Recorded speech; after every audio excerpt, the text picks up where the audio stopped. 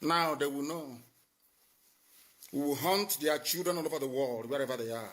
Now they will see madness they have never seen before. Now they will see madness, the real madness. My name is Nnamdi Kanu. I lead the largest mass movement on the face of this planet Earth. Determined men and women, prepared to give up everything in pursuit of what is right before God and before man. We are the indigenous people of Biafra. Chukwu Okike Abiama said, if you cannot defend this very land, then you have no right to exist. And that is exactly what we are doing. We have come to fight every form of banditry and evil. If you think the army can come to Biafra land again and kill civilians and walk away free, you are dreaming. If they come, they will die. Let us call upon heaven to take its rightful position this very evening. I am going to pray a prayer of David,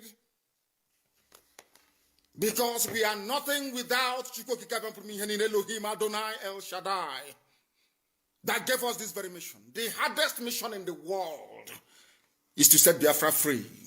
The hardest task on this earth.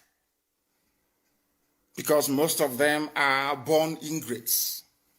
Some of them fathered by Janjaweed during the war, or should I say their parents. Some of them engaged in inglorious pursuit of meaningless wealth. But our job is different. We have been sent by heaven to do that work that the Almighty Himself mandated us to do, which is to set His children free in the center of this very earth, in the blessed land of Biafra, the land of the ancients, the hardest job in the world. We must honor Chukwu Okike Abiama in heaven. Do you think we apologize to anybody? Without apologies to any idiot. I will keep doing what I'm doing until I am invited to The Hague. Then I'll ask the whole world where they were in 1966 as 300,000 Biafrans were slaughtered in the north. Where were you between 67 and 70 when over 5 million were slaughtered? Where were you when Akaloka was beheaded in the north? Where were you all the countless riots and massacres in the damnable zoological republic against the chosen children of the Most High Elohim? Where were you people when Obibo was going down, burnt, synagogues destroyed, men and women abducted and sent to the north to be raped? Most of them are still in detention. Where were you? That is what I intend to ask the world, because this is a year of insanity and a year of madness. This year we show them what we are made up of. When we say Biafra or death, this year they will understand the meaning of it. We must pray. Because the whole world is listening, and I especially asked Nigerian youths to tune in this very evening or morning or afternoon, depending on where you are. I'm going to pray in English language. We shall praise thee.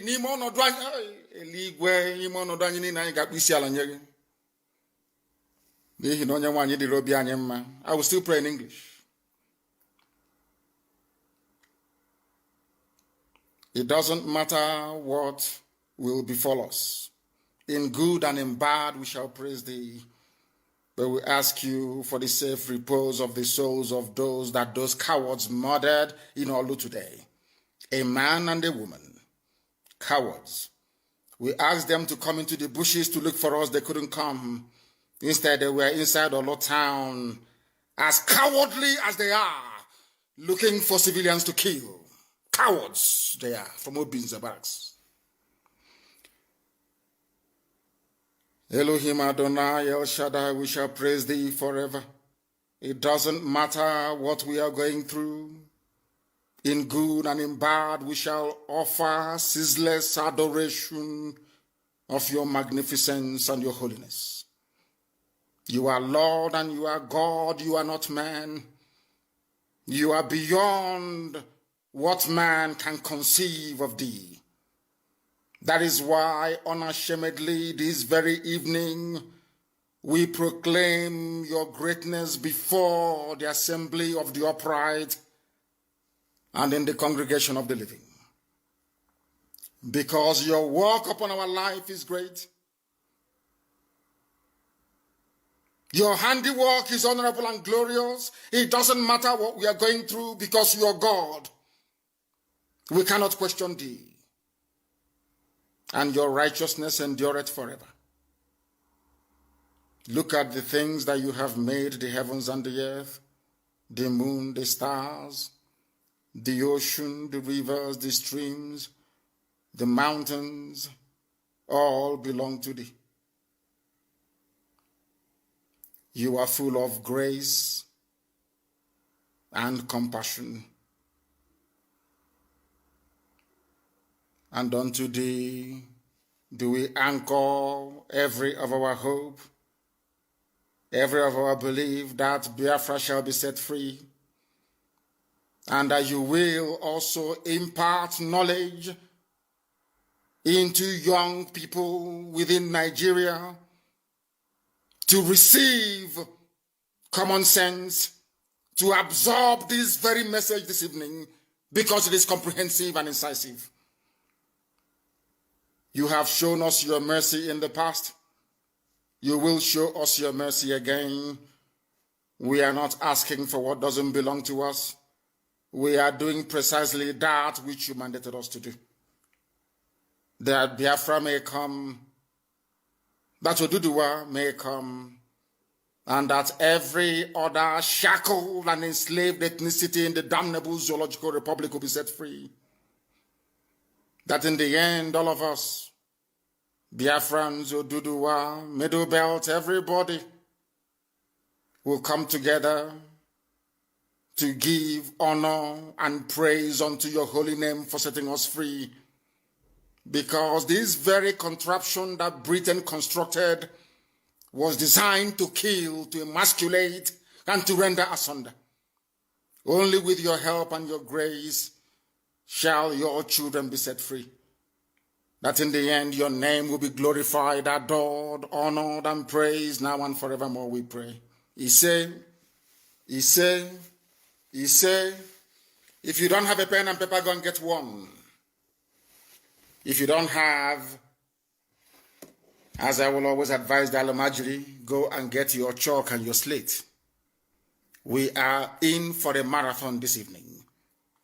What we are going to, or what we hope to achieve after this very marathon broadcast, is a very comprehensive presentation that will lay bare to the understanding of the entirety of humanity the evil that Fulani Janjaweed is importance for everybody. After this evening, there will be no doubt. What we have cleverly done, or what we intend to do, is that I will post the relevant links and videos on my page on Facebook. So if you are in doubt that Fulani are playing games with all of you, you will go to my page and go through all I'm about to say this evening. They have brought the Atakia once again, but it's not going to work with us. They have tried to use incumbent politicians to do their bidding, but they have failed. Listen carefully. Get your pen and your paper. Very, very critical. Today will be a landmark broadcast, and you'll remember it forever and ever. After this program this evening, I would like our people who are well versed in these things to translate what I'm about to say into different languages, that people in other parts of the damnable Zoological Republic of Nigeria may be able to follow what we are saying and what we are doing. I want this very program translated into Hausa, into Yoruba, into TV. If Jukun has a separate language, we're also going to do the same for them. To enable people who are dwelling in rural areas to understand our mission, to understand what IPOB is doing. Because there seems to me to be a lot of distortion. Nigerian newspapers do not report the truth. They are not objective. This brown envelope journalism of the very worst kind. What we are about to do this very evening is to outline why we are doing what we are doing. Because they travel to the Janjaweed North, or should I say to the Janjaweed controlled North. They lie to them. Nnamdi Kanu IPOB wants to break up Nigeria, wants to make your life a misery. Tonight we are saying it is a lie. They have been lying to you. They say Nnamdi Kanu is against everybody. He calls you animals, doesn't have regard for you. I am telling you now that your leaders and your elders, they are lying to you. If you're not a Biafran, they are deceiving you. They understand that only through what we are doing will you be set free.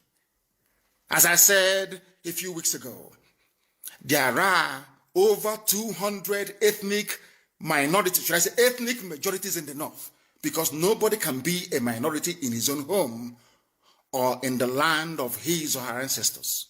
You cannot be a minority. That is why I don't believe in all this minority gibberish. Listen very carefully to what I have to say to you. IPOB is not against you. Biafra is for your own betterment. And if you have a pen, I want you to write what I'm saying down. In every part of the world,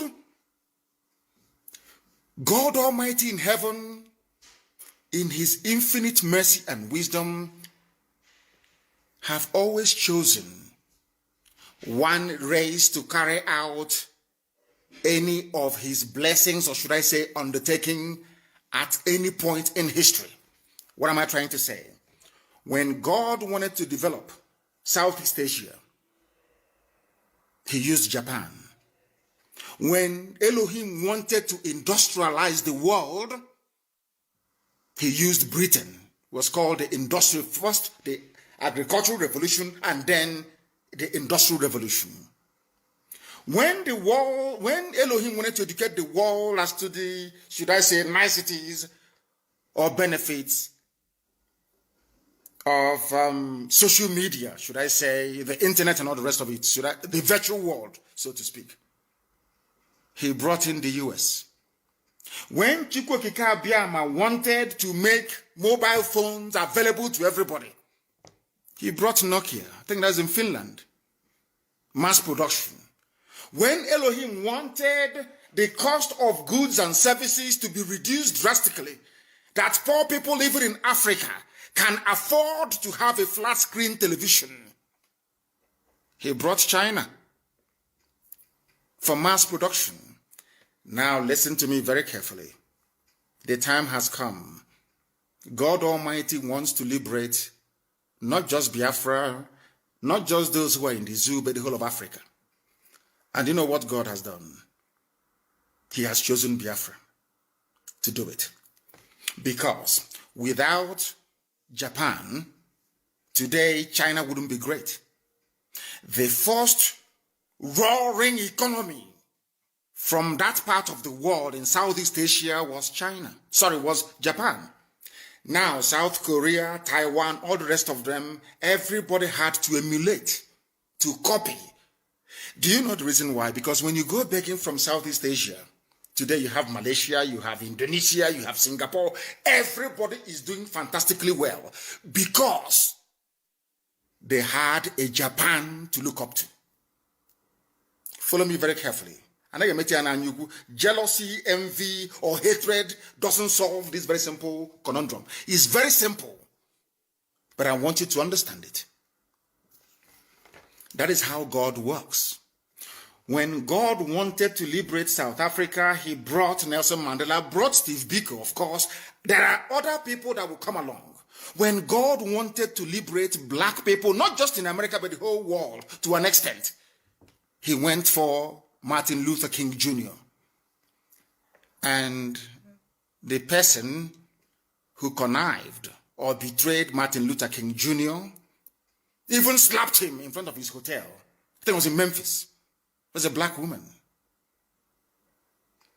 The fact that you can go to the US today and get a job, the fact that they can go to the US today and, should I say, fly even first class in an aircraft, in an aeroplane, is down to the work that Martin Luther King Jr. did, and also Malcolm X and all the rest of them. Of course, I concede to Prophet Elijah Muhammad. They did a very good job as well. Louis Farrakhan, to an extent, did a very good job. So also did, what's his name again? I've forgotten his name. When it comes back to me, I will tell you. They all did fantastically well. That is why you can go to the US and find a very good job. When it comes to Africa, God Almighty in heaven, in his infinite wisdom and mercy, have chosen Biafra. So Biafra can never ever be against anybody. And let me tell you something. Once Biafra becomes free, everybody becomes free. Those harping on about one Nigeria, or the, should I say, the unsustainability of one Nigeria, are those who are benefiting from it. They are your governors.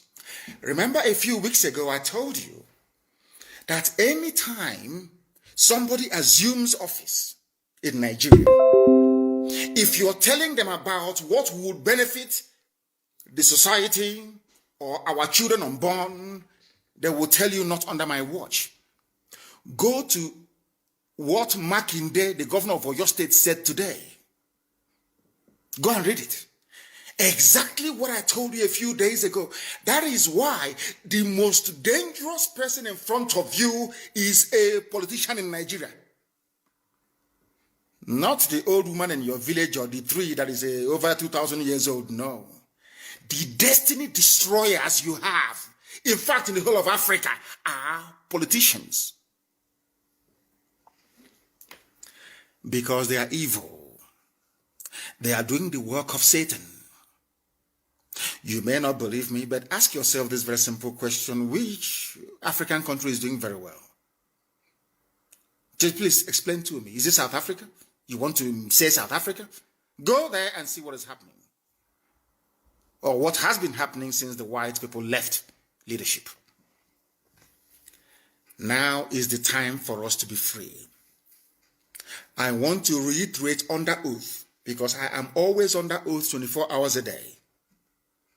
If the oil and gas from Biafra land is your problem, I swear before God Almighty in heaven, on my honor, my life, and that of my family,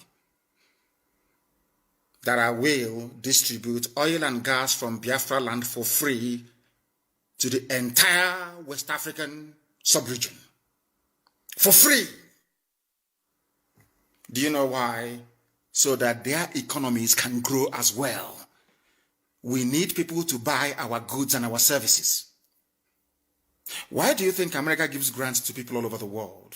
Why do you think the EU gives grants? Even China gives grants to everybody. Even Australia. Why? Because poor people cannot buy Range Rover. Do you understand it? They need to help you inadvertently to grow your economy so you can have the spending power to buy the goods and services that they produce. It is called common sense. It is not stupidity. I can assure each and every component ethnic group in Nigeria today, this evening, all those of you who are listening, all those of you who are watching and listening, that Biafra will not abandon anybody. We want all of you to be free. You all can remember very clearly what happened between 67 and 70, because every time we talk about our eternal leader, the great Dim Chukwemeka Ojukwu. Why I am doing this program this evening is not to allow what happened in the past to repeat itself. Ojukwu did not declare Biafra because he wanted to. Ojukwu went to Aburi to negotiate for what's it called, restructuring. And he succeeded in negotiating for a restructured Nigeria back to regions. Listen very carefully. On the ride from their hotel to the airport, I think it was Ankara, who was the then military junta ruling Ghana. Ojukwu and Gowon were best of friends. Ojukwu said, when we go back to Lagos, I will be the person to nominate Yakubu Gowon as the head of state. I hope all of you are following what I'm saying. Ojukwu never declared Biafra. Britain scuttled it because Britain did not want any of you to become developed. They didn't want you to control your own economy. They never wanted you to have a life of your own. They wanted to, this big daddy mentality is us who made you, we created you. You are what you are today because of us. You are nobody. We made you. They love it. So every time we'll be crying, hey, Africa needs aid. Africa needs help. Give them grant. There is vaccine. Why don't you help them? There is polio. There is malaria. Let's help them. They look at us as imbeciles who cannot fend for themselves. They love it. You know that feeling you have, that rankadede feeling when beggars are coming to your house and begging you, you'll be feeling very proud and very big. That's the mentality they have. They knew that Ojukwu would have destroyed that. That was why they hated him. Ojukwu only declared Biafra because Gowon reneged on restructuring. Gowon said, no, we are not going to restructure. And Ojukwu said, this was not what we agreed in Aburi. Since you are now saying you are not going to restructure and Igbo people were being slaughtered in the north, there was never any glorious decade in the history of the zoo. Never. Ojukwu said, I will now create a safe haven for persecuted people in the northeasterners to come back home. And that time, everybody was in this agreement together. Efi, Kibibio, everybody was represented in Ojukwu's cabinet. The man that suggested that the name Biafra should be used was an Ijo man. An Ijo man. Ijo is on Chief Frank Opigo. An Ijo man. So when people talk about Biafra, Ojukwu's Biafra, they will never tell you he's Ijo Biafra. They will never tell you he was an Ijo man. Ijo. That said to Ojukwu, our original name is Biafra. And Ojukwu adopted it. Then the propaganda started flying. Sadly, from our Yoruba brethren. Then, very sadly, the lies began. The same lies that they were peddling that led them to label IPOB as a terrorist organization. But people occupying Yoruba forests, people raping and killing in Izombe, people raping and killing at Ozo-One, people brazenly attempting to take over the whole of Benue State, they are not terrorists. I want people to, at least those that still have some measure of conscience, to understand what I'm saying. People who are raping and killing you, they are not terrorists. They are not proscribed Miyetiala, no. They are normal. You negotiate with them. You talk to them. You parley with them. But IPOB that is championing the freedom of everybody in Nigeria, I said everybody.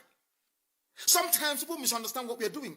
Biafra is a vehicle with which we are going to liberate everybody, including ethnic minorities in Sokoto, in Katsina, in Bauchi.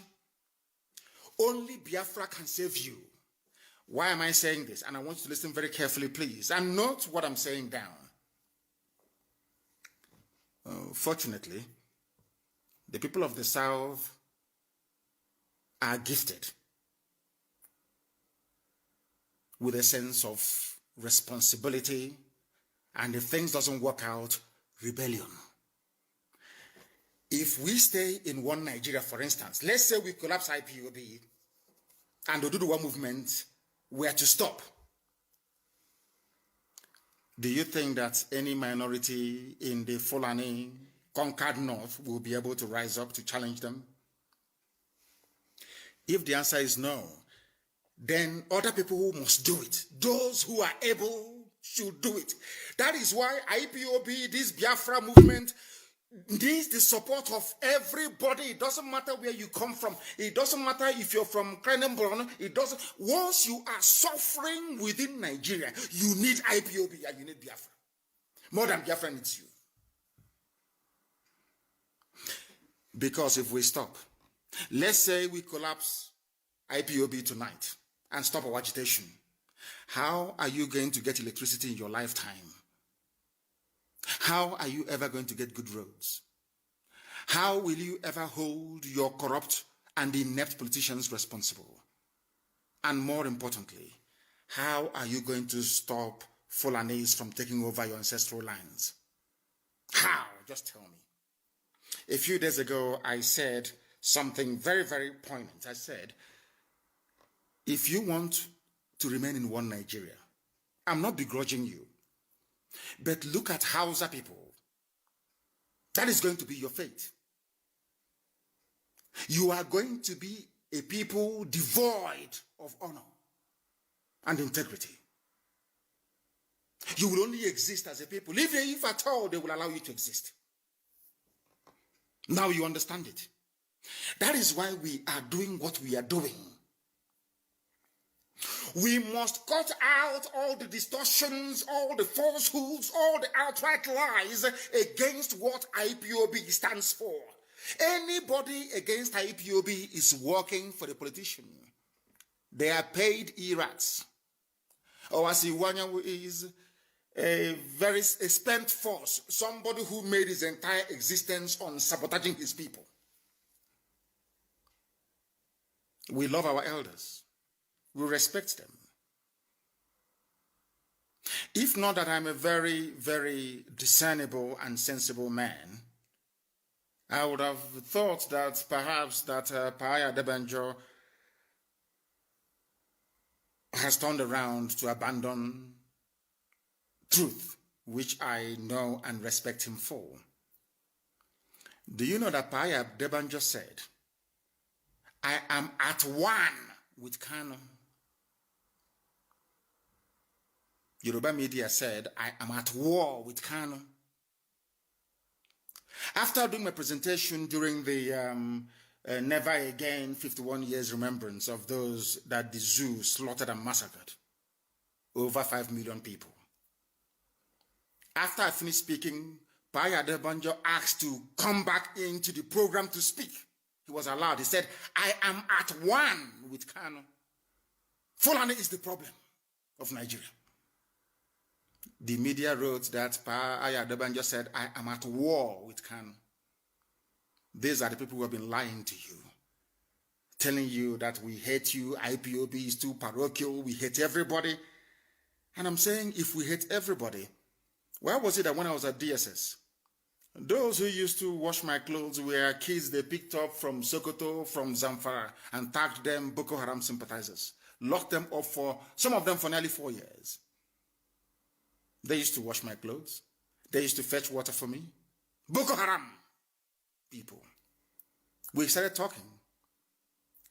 They were the ones telling me, they told me every history about Muhammad Yusuf, the founder of Boko Haram that the zoo police killed. You know, sometimes, you know that Nigeria even accused me once of supporting Boko Haram because I came and I made it very public that Boko Haram is the way it is today because of the wickedness of Nigerians.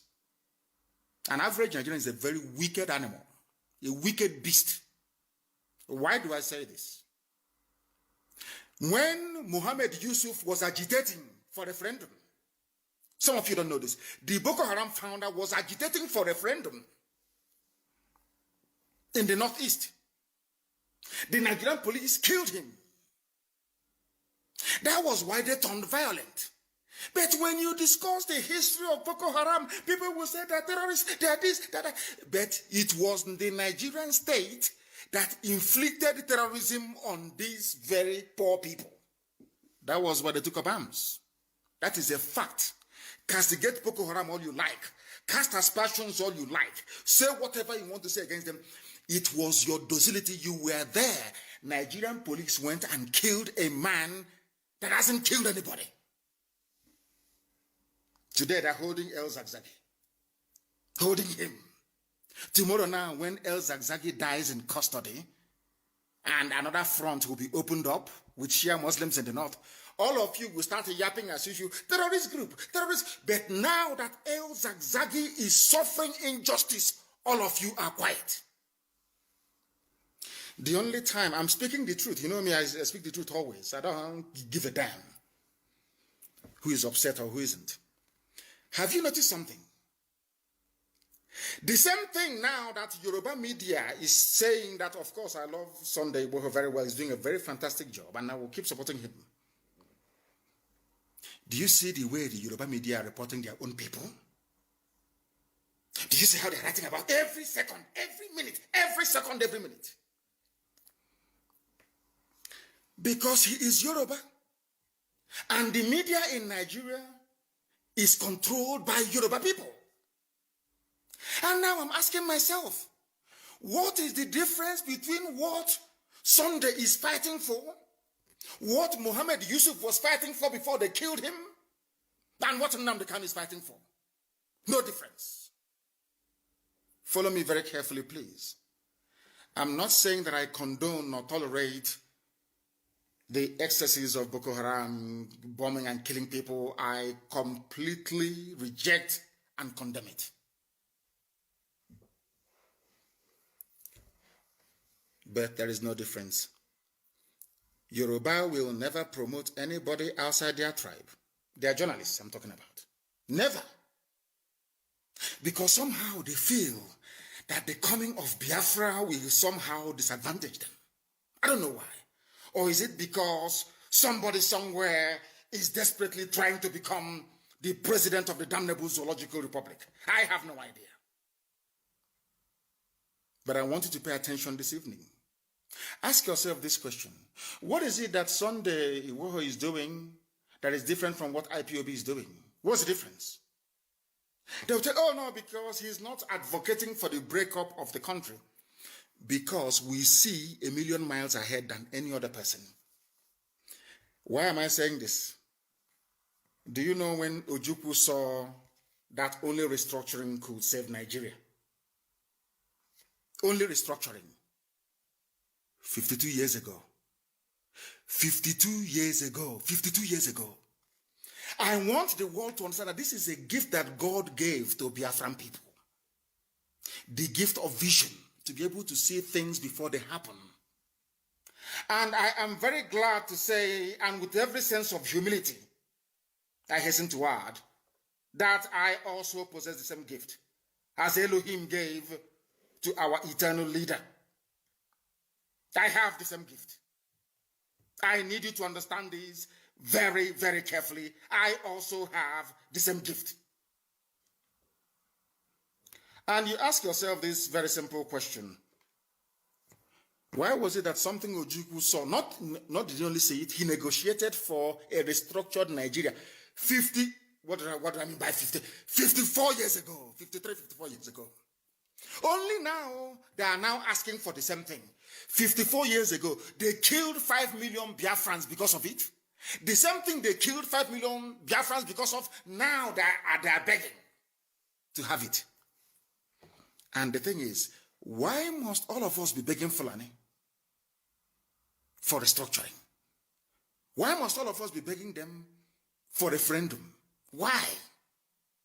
Are they God? Are they holding the key to our lives? Why must we are begging? Every time we are begging them, oh, please, can you restructure? Oh, please, can you give us? Every time, please. Who are these people that we keep begging them? And I will tell you to go through your elected representatives. They tell you to go through your politicians. But one thing you don't understand is this. They are the ones that allowed the INEC that they control to bring those people forward as your political leaders. So they control them.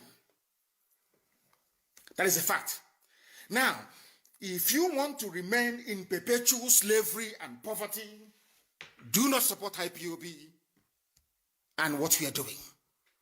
But if you want to, you see, sometimes people think that I'll give you a very simple example. China is blessed. They are doing well all over the world. Their economy is booming. I think now they are number one, I believe, in the whole world in terms of economy, and they are number two in terms of military might. That is their blessing. No one can take it away from them. Do you understand? No amount of jealousy can change it. If out of jealousy, or you believe that Biafra is going to be one very beautiful nation in Africa, and because of that, you are not going to support them, you are doing yourself a disfavor. Because that's the way we say it, where we come from. If you're suffering, we are also suffering.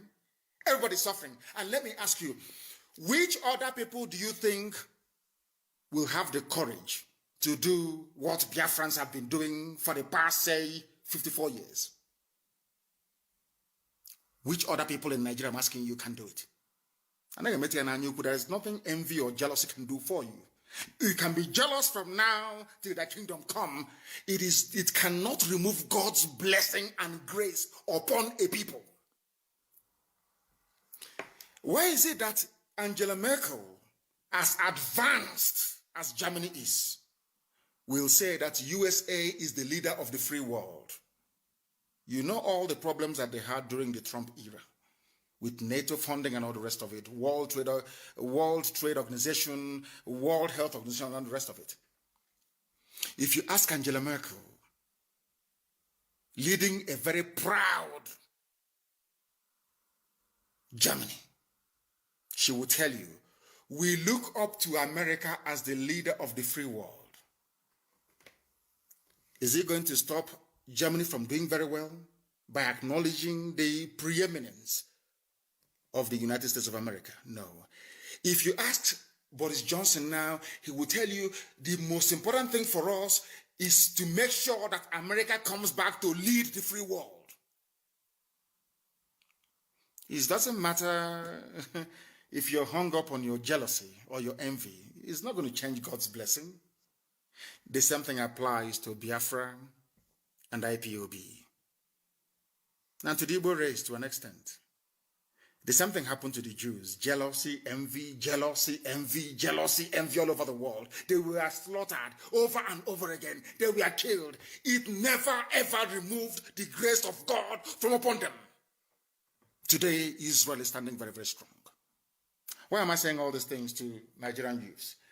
It's for them to understand this very simple fact, that we have not come to take anything that belongs to anybody. We have come to set all of you free.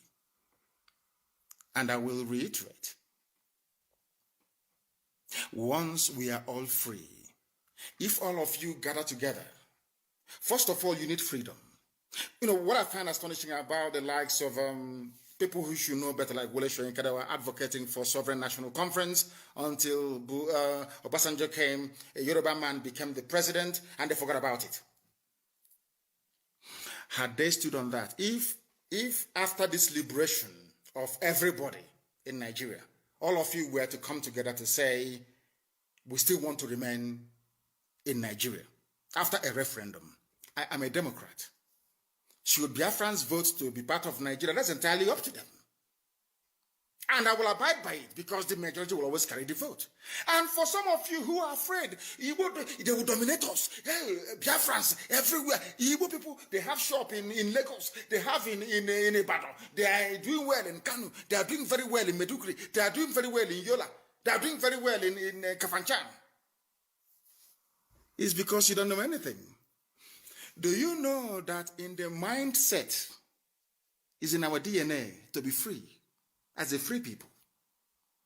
We are the only people. These people you claim are going to do. I am from a place called Isiama Faruku Ibeku. Faruku used to be one autonomous community before, but now we are three. Maybe we are going to become 4, who knows? We are the only people that answer to autonomous community. Do you know why? Because we love freedom. We don't want anybody to lord it over us. And for people who wrongly claim that was the propaganda of the Janjaweed, the Miyet Yala Caliphate, Fulani Caliphate over the years, don't join Biafra. Don't join the Igbo people. They will dominate you. They will dominate you. And I want to draw a very simple analogy with what is happening today. Look at Miyet Yala. Look at Ipob, for instance. Who are the ones killing you and dominating you? Miyet Yala. Who are the ones shouting, don't join Ipob, don't support them, the same Miyet Yala dominating you? That was what they did before, during, and after the war. They poisoned the minds of our people. Britain started it. And go on, finished it off. How did they manage to do it? By repeating the same garbage over and over and over and over again until you believe it. Now, I want to put an end to that lie to tell Middle Belt why they must produce a leader, why they must come with us. To let my Yoruba brothers and sisters understand why they must come with us. Because together we can liberate ourselves. Then, once we liberate ourselves, to your tent, O Israel. But if during the process of this liberation that is bound to happen this very year by the grace of the Most High, what we intend to do, what we must do is that at the end of this revolution, there is going to be a referendum. And that referendum, there are going to be only 2 questions on the ballot paper. Do you want to continue as, 3 questions actually. Do you want to go your separate ways and become different republics or entities or nations? Do you want to have a confederation? Or do you want a federation? As a referendum question. That's all.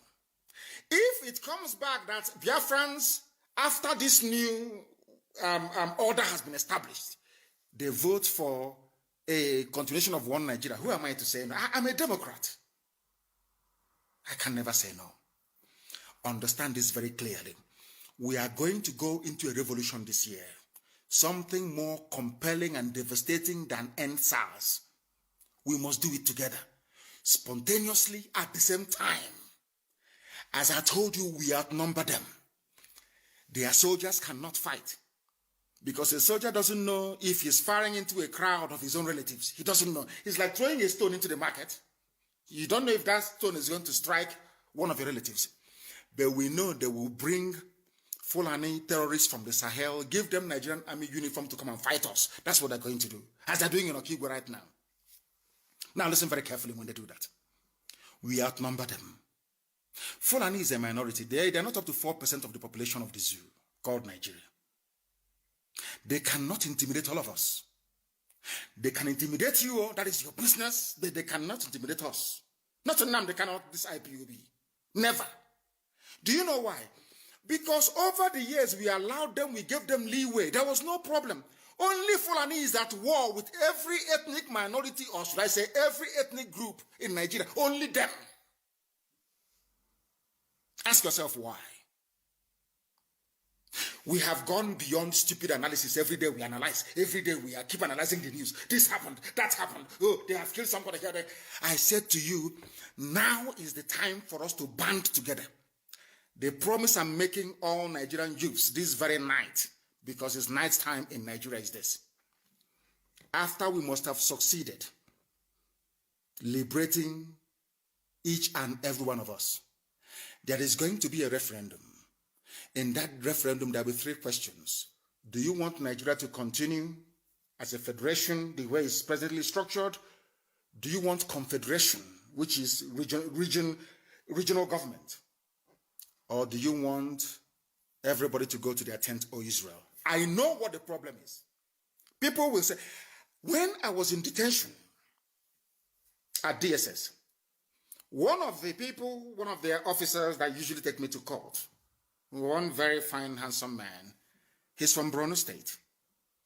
He said to me, do you know I am a Christian and I am indigenous to Borno? I didn't come from anywhere else. My ancestors, our village, we have been there for millennia. Do you know that? I said, no, I don't know. He said, the mistake people make is that lumping everybody from the north together. They are either Hausa or they are Fulani. That I'm mistaken. This is a DSS officer trying to lecture me. I said, okay, I understand. And he said to me, when he was bringing me back from the court, he said to me, our problem is not with Biafra, not with you, but if you go, what is going to be our fate? The only reason why we have not been slaughtered or forcibly converted to Islam is the presence of Igbo people everywhere in Nigeria. A DSS officer confessed to me that it is better for them that we are all suffering in one Nigeria than to allow the East to break away. Because if you go, there will be no buffer anymore. There will be nobody to protect us. We are finished. DSS officer confessed to me. So this evening, and over the years I've been thinking, you know, I came out of their mess for very many years. They came to my house to kill me. To tell you how, you see, when I say that a black man is evil, people don't quite understand what I'm saying. I want to digress just for a few seconds. When I left DSS, I went to Kuje prison and I was granted bail because, you know, in Nigeria, they can never ask you to go. They will always grant bail because they want to make money from you. And I went home. They said, you don't speak to the press. You shouldn't attend any rallies. I told them to go to hell. I broke all their conditions. And I was there, ready to take 2 million men to Abuja. They came to my house to kill me. Now, let me tell you why Nigerian journalists are also part of your problem. Because they never, ever educate you. They always lie to you. I was in my house. The army came, the army of Nigeria sent Nwodo, Ibazu, Ekwemado, and who else invited? And Umahi invited the army to kill me. Do you know the reason why? Because I refused to call off the governorship elections boycott in Anambra State in 2017. I told them I won't call it off. They sent the army to come and kill me. Punch newspaper editor, the owner of Channels Television, every major newspaper, Vanguard, everybody knew that I was in my house preparing to go back to court, and they came to kill me. In the process, they killed 28 of my men. As a result of the trauma suffered, my parents died. Next month, a few weeks' time, will be the anniversary of their burial, because they were buried on the 14th of February of last year. My mother and my father died as a direct result of the trauma that they sustained resulting from that very attack. Do you know what happened? Nigerian newspapers, they have seen the video. They saw the army scaling the walls of my house to come to kill me. They went to court. Buratai gave editors of Nigerian newspapers money, Yoruba editors mostly, to say that I jumped bail. Do you know that very day I realized that there is a level of wickedness in the soul of a black man, that is why black people are poor all over the world. I never knew. That day it occurred to me that black people are patently evil. I was in my house, sleeping in the afternoon, having siesta, and the army came to kill me in my house. By the grace of God, I survived it. Somebody, a human being that went to school with conscience, had the temerity to say that I jumped bail, that I am a fugitive when they came to kill me, which means that those Yoruba newspaper editors wanted me dead. Do you see how black people reason? Do you see how they think? Now, as I was saying, These people, do not allow them to deceive you. IPOB is fighting for your liberation, for your freedom. And I want that very video to be posted, please, when I was in court, arranging bail for Kanuri people, for Fulani people, for Hausa people, for Nupe people. And if you have the time, go to Kuje prison and ask any long-term serving inmates in the prison. The greatest loss they have endured was when I left Kuje prison. I was the one who arranged for lawyers for Shia Muslims inside Kuje prison. I was the one that arranged for lawyers for Hausa people, Fulani people inside Kuje prison. Go and ask anybody. If I hate other parts of Nigeria, or if what we are doing is born out of hatred, why would I spend IPOB money when I was in prison trying to free people from other ethnic groups? Why would I do that? What benefit do I have to derive from it? That is to prove to you that what we are doing is to try to free everybody, because if Biafra is free and other people are not free, we don't have freedom. We want other people to be free. So then when Biafra is doing very well, other nations around us will also be doing very well. There is something called economies of scale. That is why I believe that anybody who is a student of economics, you can never be jealous or envious in your life. In fact, if you attended Government College Oman as I did and studied factors of production at Form 3 or Class 3, you can never be jealous in your life. Have you seen any Omahian being jealous before? So these people that went to all these mushroom comprehensive schools in the bush, they don't know anything. Have you seen anybody who attended maybe King's College Lagos or DMGS Onitsha or where's this one again? CKC Onitsha for that matter, or Iyke Grammar School, or Methodist College Uzakole, or maybe Hope Warden Institute in Calabar, or Stella Maris in Iguacha, or maybe Africa Grammar School in those days. Do you think they have time for jealousy? Because at Class 3 they teach you something in economics, factors of production. And after that, they say that for you to do very well, all companies or factories producing the same item, if you are sited in the same place, that's why you have industrial parks. There is something called economies of scale. Although you're doing your own business, making your own money, but the fact that you are all together doing very well, there are spin-offs, there are some things you gain from one another. Maybe not directly. It's called economies of scale.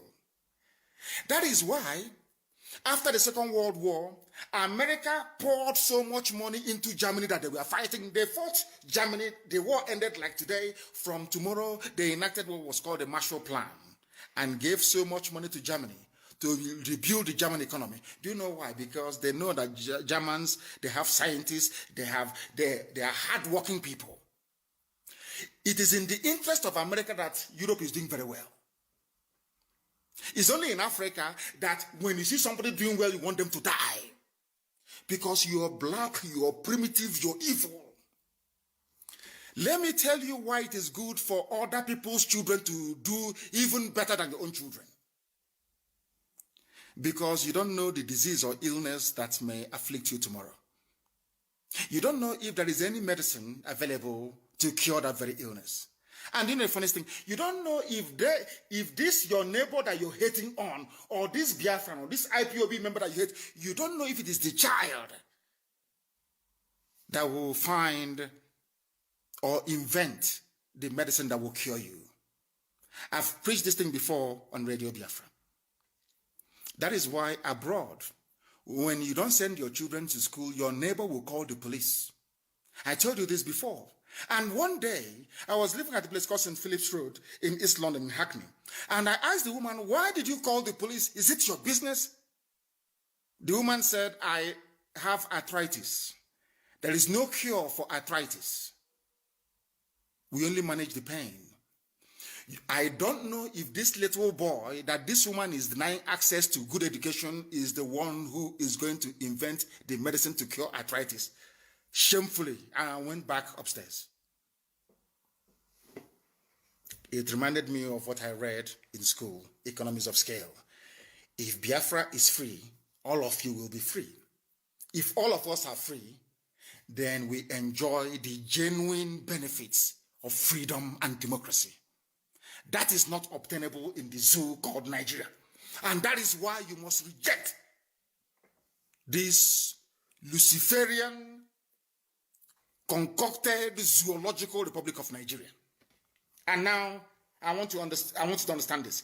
I had wanted to build a very small context, a sort of background, so you understand why I call Nigeria a zoo. Some of you get upset. I'm addressing Nigerians now. Some of you get very angry. He's calling us zoo, that we are animals. That is why we don't want to be associated with IPOB. You don't want to support IPOB. Do you know why I say so all the time? Don't be angry. Listen to me this evening. When I finish, you will tell me that I'm right. I'm not calling you an animal in a zoo because you're an animal, no. I'm trying to wake up your consciousness. I want you to become angry in a very good way, to look at yourself and say, how do I change this my nature? It is a very, very constructive criticism. Do you know one very funny? I wanted to go, after tonight's lecture, I want you to go to the nearest hospital. Go to the A&E. You will see people with all manner of health challenges. Maybe somebody involved in a motor accident, or maybe somebody who have suffered heart failure. I want you to go to the IC unit. Of course, you don't have it in the zoo. Intensive care unit. Just peep through the window. Once there is no pulse in that person, they cannot no longer feel the heartbeat. You know one funny thing they do? They pump electricity into that very person. And when they want to do it, the person applying the electric shock will be protected. Others will run away. Understand this very carefully. Do you know why they're doing it? Because those who are living, those who are well, if you give them a dose of that electric shock, it may damage them. But to this person that the heart is no longer beating, is dying, they need electric shock to wake them up. The same thing happens in real life. That's the reason why we do things the way we do it. That was why I called Nigeria a zoo, and why I call Nigerians animals, because you are dead. I need to wake you up. I need your consciousness to rise up, to realize that you're in a mess. And because it took you very many years to understand it, that is why you are in the mess that you're in today. The zoo was attacking Dele Momodu, my good friend. But you have forgotten, all of you have somehow forgotten what they said. Today they're in Oyo Forest, isn't it? Which Sunday is fighting very gallantly, and of course, Ibagania dams and all the rest of them, fighting to secure and keep Yoruba land safe. And my very good brother, Yinka Odumakin, of course, FFK and our elders in Yoruba land. The elders I have, that's all I have as elders. The rest are jokers. Now, listen very, very carefully to this. Because our people don't, you forget so easily. You forget so easily. And please, I want my principal professor to post this, please. Post this very link on my page. In May 16 of 2017, there was a headline from Nigeria, from Asarok. Headsmen attacking Nigerians are foreigners. Published by a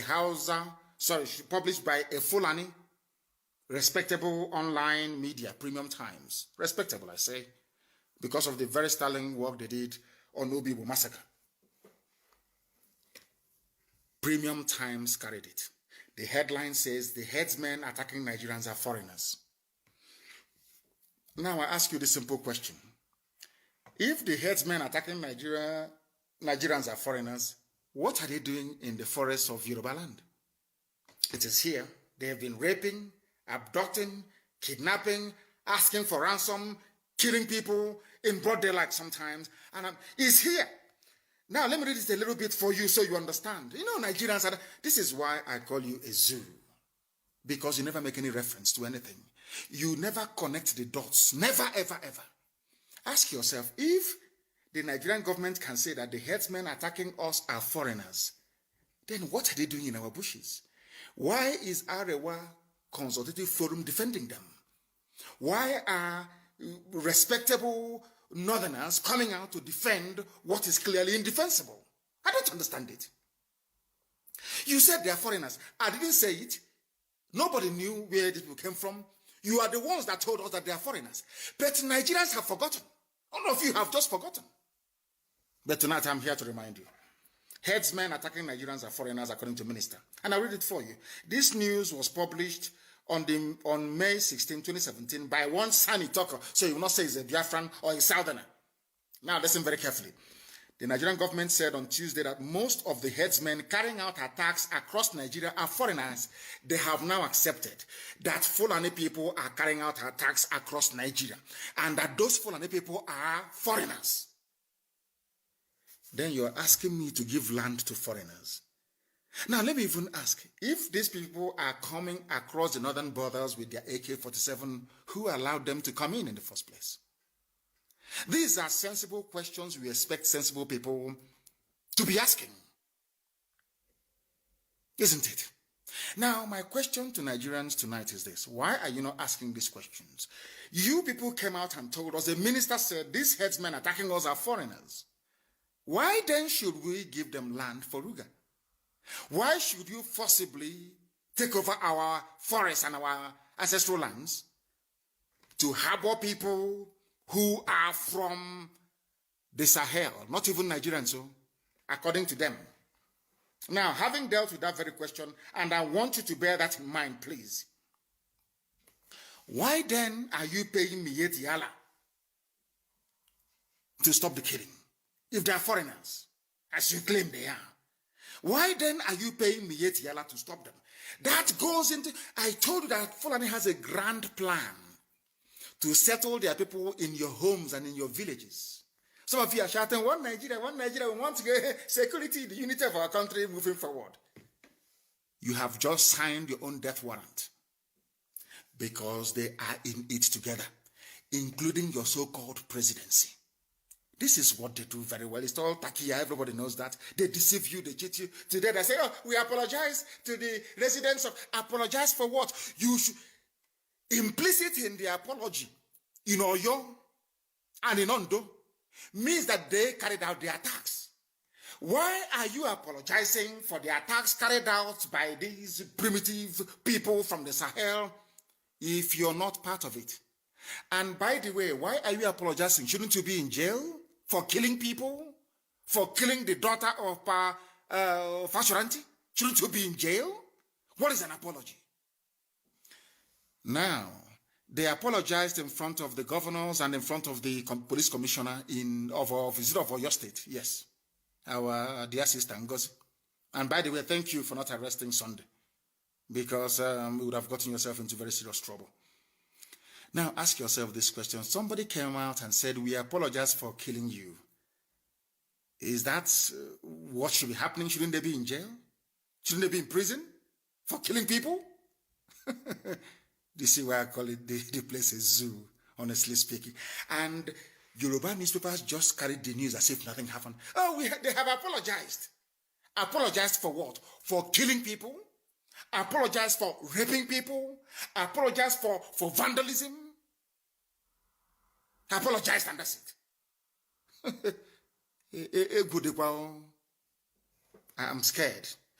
There is a level of docility that people will possess, and you begin to worry for them. People came to Yoruba land and killed people, and they said, we apologize, and that's it. And that's it. Unbelievable. Now, listen very carefully. This video that, I don't know if Dele Mamodu played this video actually, was a video that was played, or should I say, published very many years ago about what is happening in the zoo. And I'm going to play it for the whole world to understand so that they can know the truth about what Fulani has in store for you. You don't know it, but we do. We are not fighting for Biafra for the sake of it. We are fighting for Biafra so we can escape from Nigeria before what is to come becomes. Now, listen to this very carefully. Not from me, listen. But as you're listening, bear it in mind that they told also that these people killing us are foreigners.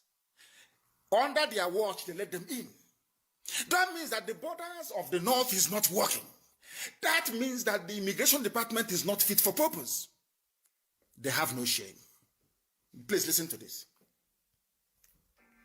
The federal government, led by the Minister of Interior, Abdurrahman Dambazo, met with the Miyetti Allah Cattle Breeders Association of Nigeria in Kebbi State, offering them the sum of 100 billion naira over 2 years to stop the kidnapping in the country.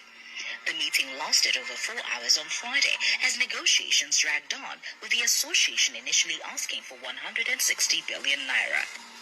The minister said that the strategy was part of the steps needed to tackle insecurity in the country as prescribed by the Economic Community of West African States, ECOWAS. The headsman crisis has risen since 2015 after Muhammadu Buhari became president. Their rampage has spread not only in the north but also throughout the southern zones of the country. The killings by the headsmen has led them to be tagged the fourth most dangerous and deadly terrorist group in the world by the World Terror Index. The acting Inspector General of Police, Muhammad Adamu, who was also at the meeting in Kebbi State, added that over 1,000 people have been killed and many more kidnapped in Kaduna. However, he said that this intervention was necessary to bring the criminals to book.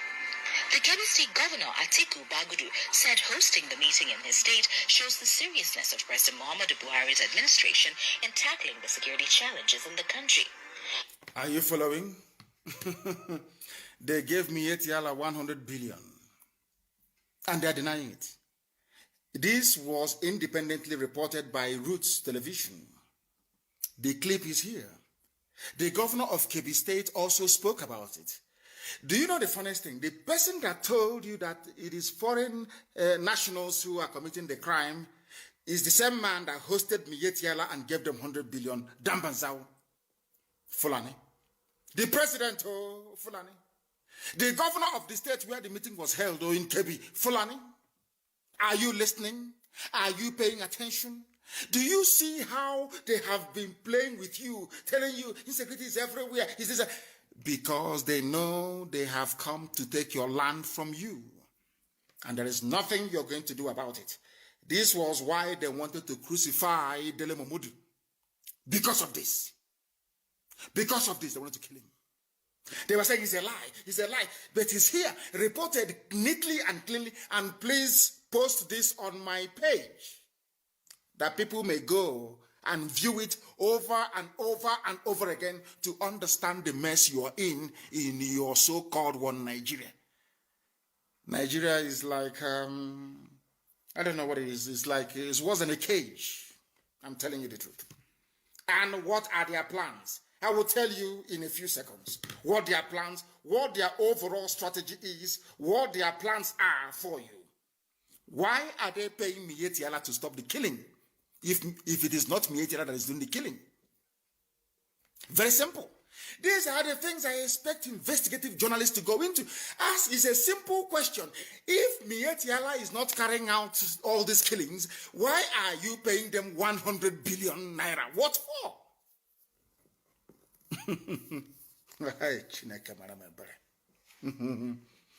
He's here. Dear me. And as usual, they have denied it. Garba Shehu came out to deny it. He said Dele Momodu shouldn't have played it. We never offered 100 billion to any association, but the facts are there. You can see it very clearly with your two eyes open. It's called Takia, to deceive you. You hear them, Makinde must do something, Akeredolu must do something, we are in one Nigeria, everybody can be everywhere. The elders should speak against it. That was how they kept goading in Niawodo until Niawodo succumbed and said the army can attack Isiama Farupu, my hometown, to kill me.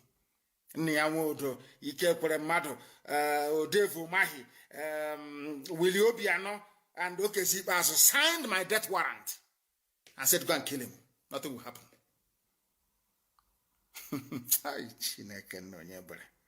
Lord have mercy. Let's continue. They asked Garba Shehu, did your government, your Fulani government, of course Buhari is dead. If you say Buhari is alive, then that means you need to see a brain surgeon. Your brain is not working very well. Why did he give them 100 billion? This is an absolute falsehood. In all of those meetings, I have confirmed that in any of those meetings, nothing like money was discussed. All of the issues were about the involvement of the leadership of this group in getting them to prevent upon their erring members, and there are many. Now, Garba Shehu is saying that it is Miyetti that is killing people.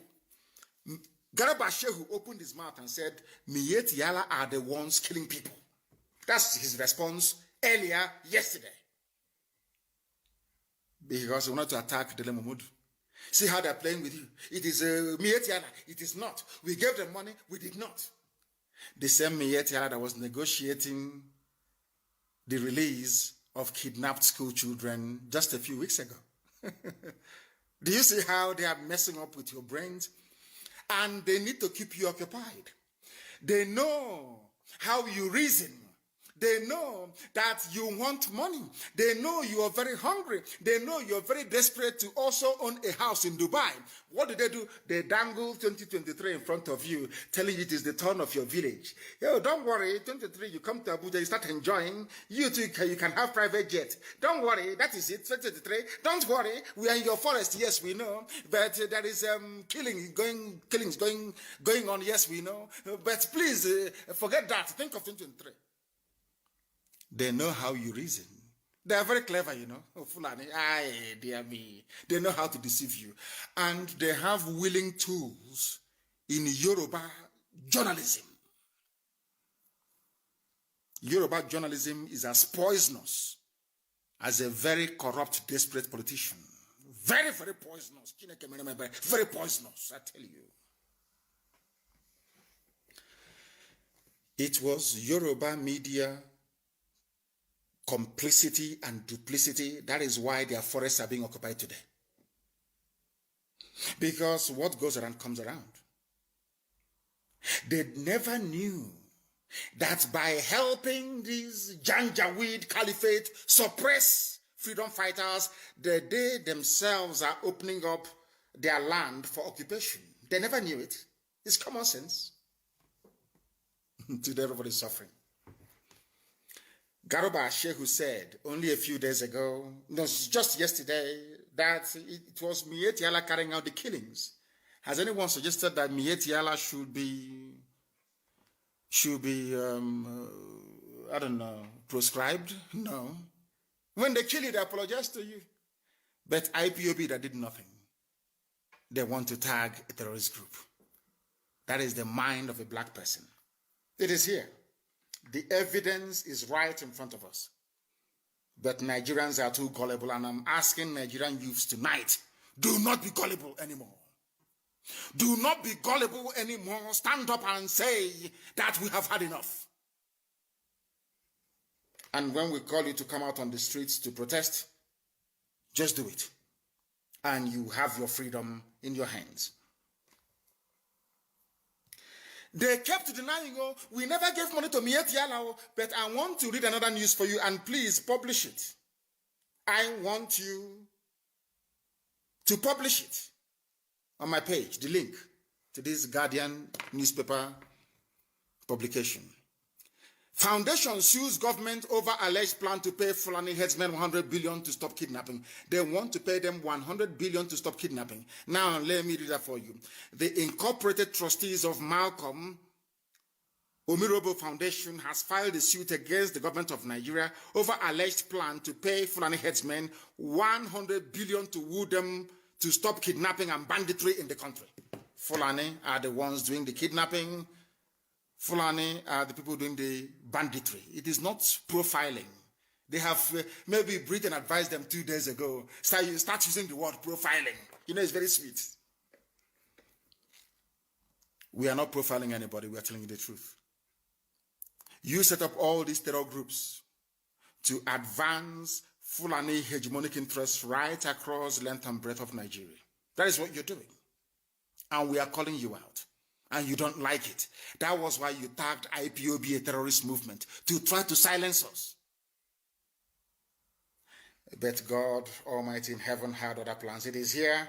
Vanguard publication, confirmation that Fulani people are the ones doing the killing, and they are the ones paying themselves to stop killing their so-called fellow Nigerians.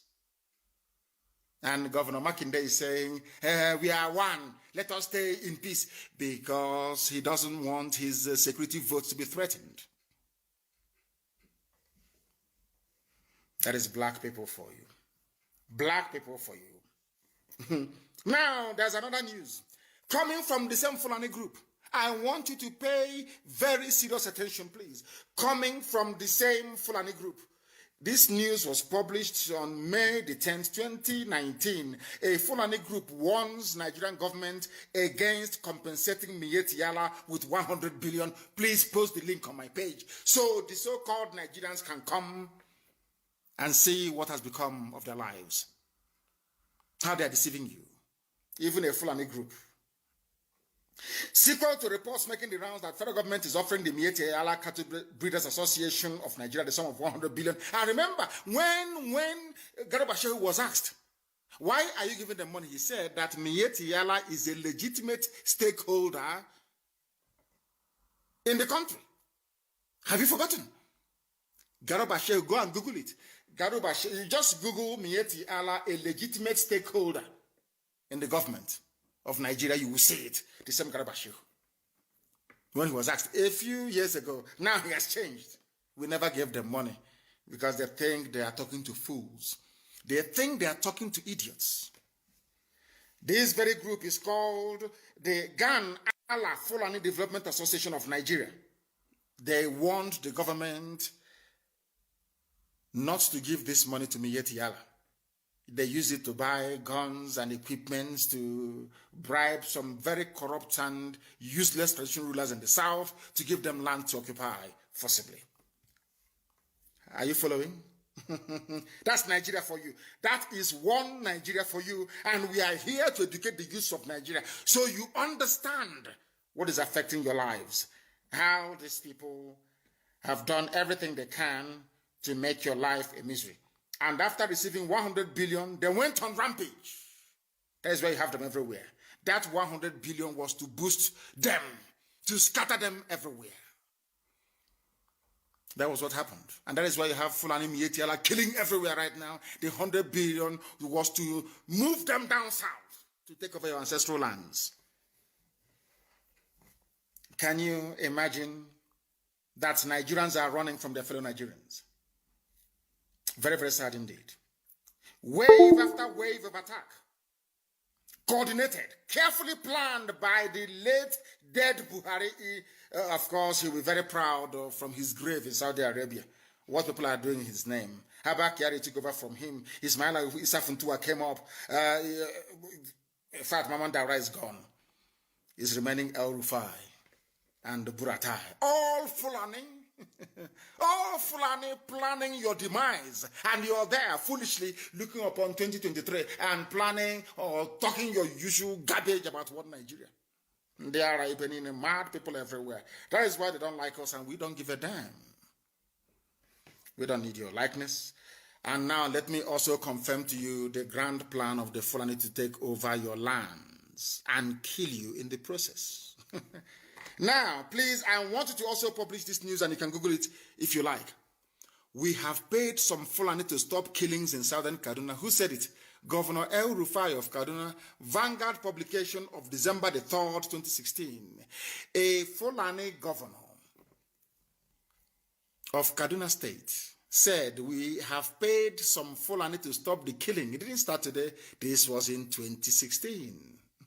Since they came into power in 2015, it's all killings and advancing the hegemonic interest of the Fulani Caliphate. And all of you are stupidly shouting, one Nigeria, one Nigeria, one Nigeria. And your land is going, your lives are being snuffed out in front of your eyes.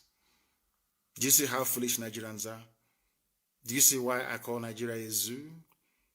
Do you see why I call Nigerians animals? Because they do not reason. They don't know how to reason very well. Some may get upset about it. But I'm sure in the quiet of your home, you will say that what Nnamdi Kanu is saying is right.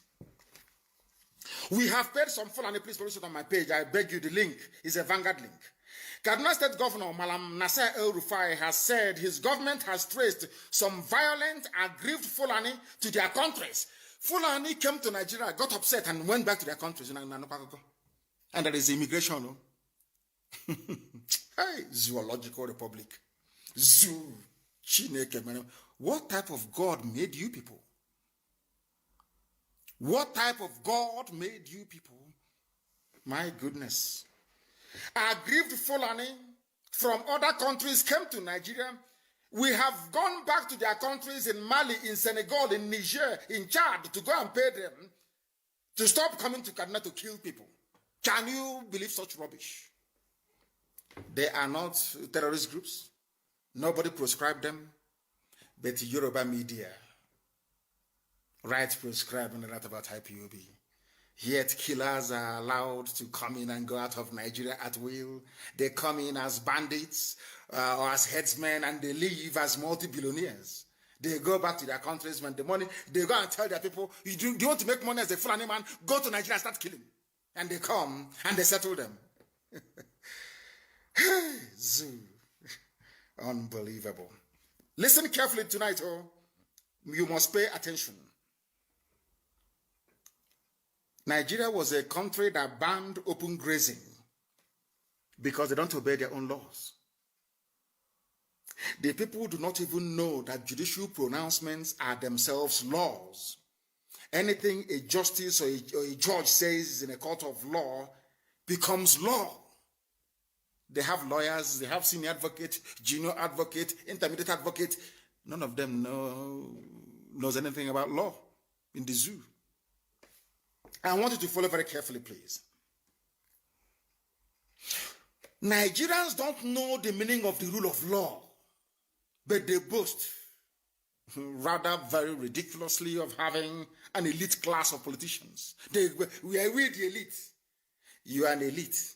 And they're moving cattle from somewhere in Funtua to Yoruba land to Oyo to Ondo.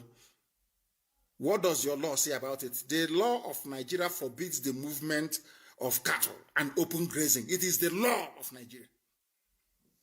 But because Fulani, they have another agenda. Mind you, they have a Fulani Attorney General. What do you expect? In a country where an Attorney General cannot advise the government that open grazing is illegal. Please, I want you to publish it. It was published by PM News. Headsman, High Court bans open grazing. It is there. Very clear for the whole world to see. You want me to read it? The judgment was delivered by Justice Adewale Thompson on 17th of April, 1969, at the height of the war. Even during the war, in suit number AB/26/66, what did the man say? This man, Johnson, died in 2004 at the age of 82. He said in his judgment, I do not accept the contention of defendants that a custom exists which imposes an obligation on the owner of a farm to fence his farm, whilst the owner of the cattle allows his cattle to wander like pests and cause damage. 1969, no? They started looking for your land since 1969. You know that I love Fulani, they're very patient people. They know how to play this game. They are very patient. Even if they don't accomplish their aim before 2023, they will wait for another 8 years. They will come back and they will continue. Until they take over your land. It is here. This is a law in Nigeria. Because this judgment was pronounced by a judge, Justice Adewale Thompson, on 17th of April. It is everywhere in the whole world.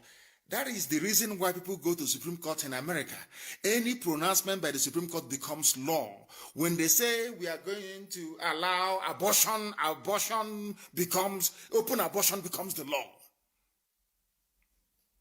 When they said that now blacks and whites are equal, they can ride on any public transport, it became the law. Congress did not legislate for blacks and whites to ride on a bus. I've forgotten the name of that woman. I think it was somewhere in Alabama. I've forgotten. Well, it's a very famous case in America. I don't know why I forgot it. The woman that refused to stand up and give up her seat to a white passenger on a public bus. It went all the way to the Supreme Court. The Supreme Court of America said you can sit anywhere on a bus.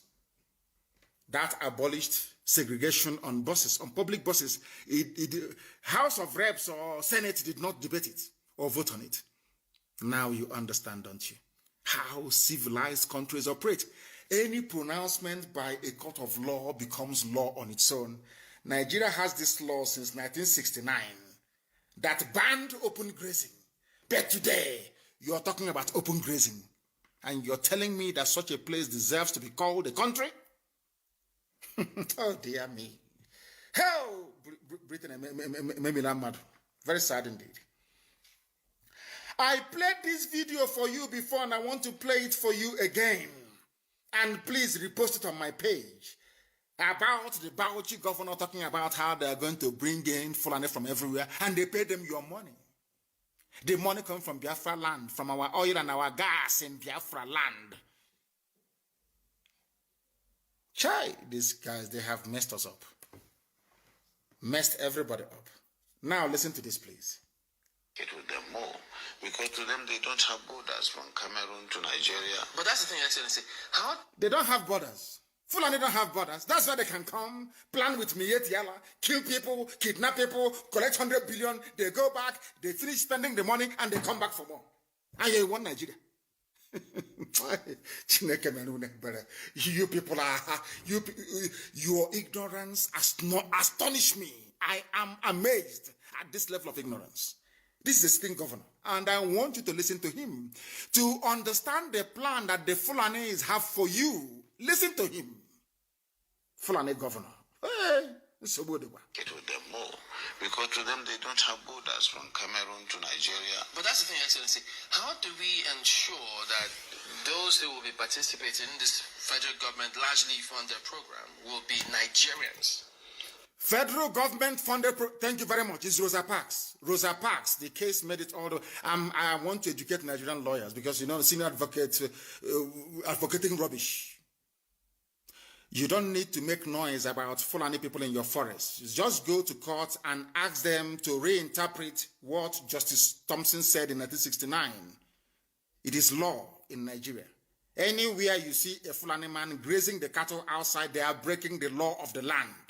They should be in jail. Rosa Parks is the woman's name. Thank you very much. You claim you're educated. These black people. What is wrong with you? With you people? What is wrong with you people that you cannot reason properly? Rosa Parks. Nobody came back and said white supremacists never came back to say to Rosa Parks, no, it was then, it's now. You have to go and sit at the back or give up your chair. Supreme Court of America made a pronouncement and that was it. It became law. You can sit anywhere on a bus.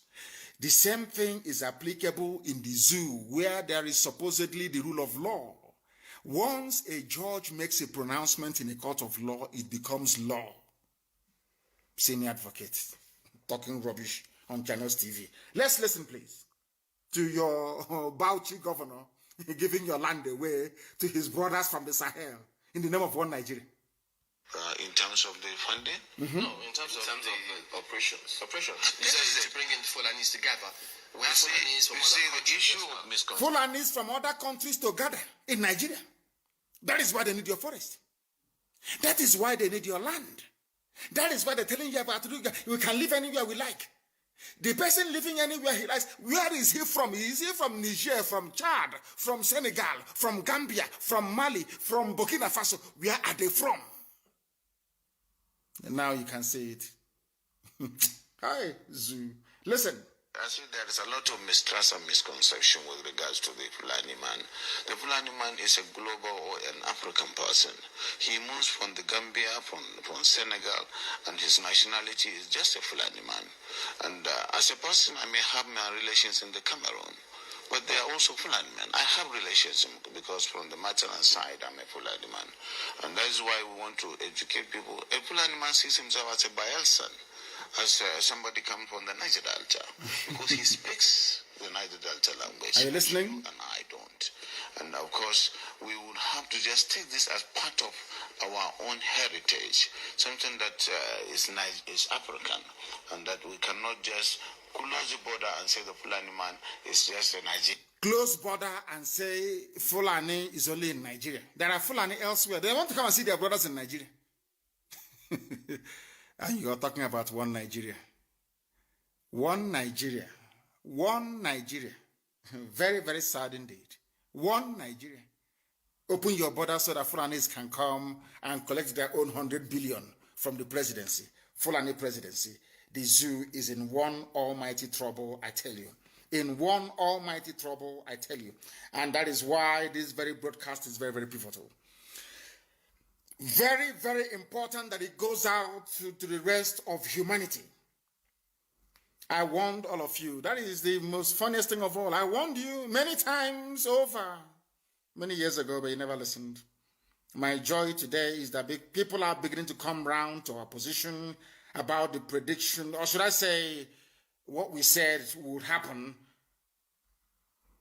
should you make the mistake of putting Fulani Janjaweed in power. Those from Yoruba land that voted for APC, how far you are now paying with your forests and your farmlands. You are now paying with your lives and your blood.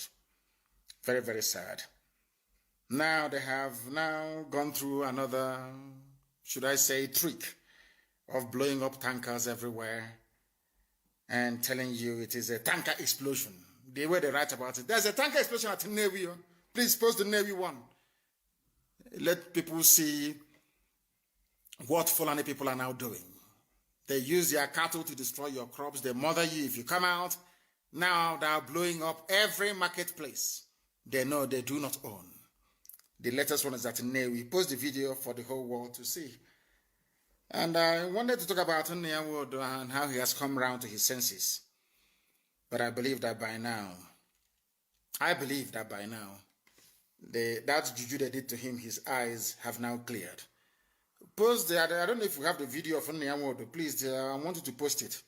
If you have it, of Nnewi sounding like a miscreant, shouting and getting angry because of the same thing that I was saying a few years ago, and he connived with his friends to come and kill me. Very, very sad indeed. And the Miyetti Allah will always win. The Fulani, they always win. They say they're having a meeting with Governor Kredolu and other governors to douse the tension because they have now apologized. You can allow them to remain in your land. Very, very sad indeed. Very, very sad. And this is a place where all land in Nigeria belongs to Fulani. Miyetti Allah dares Governor Akredolu. The link is there. Please post it for the whole world to see. All land in Nigeria belongs to Fulani. Oh, we can live anywhere we like. We are Nigerians.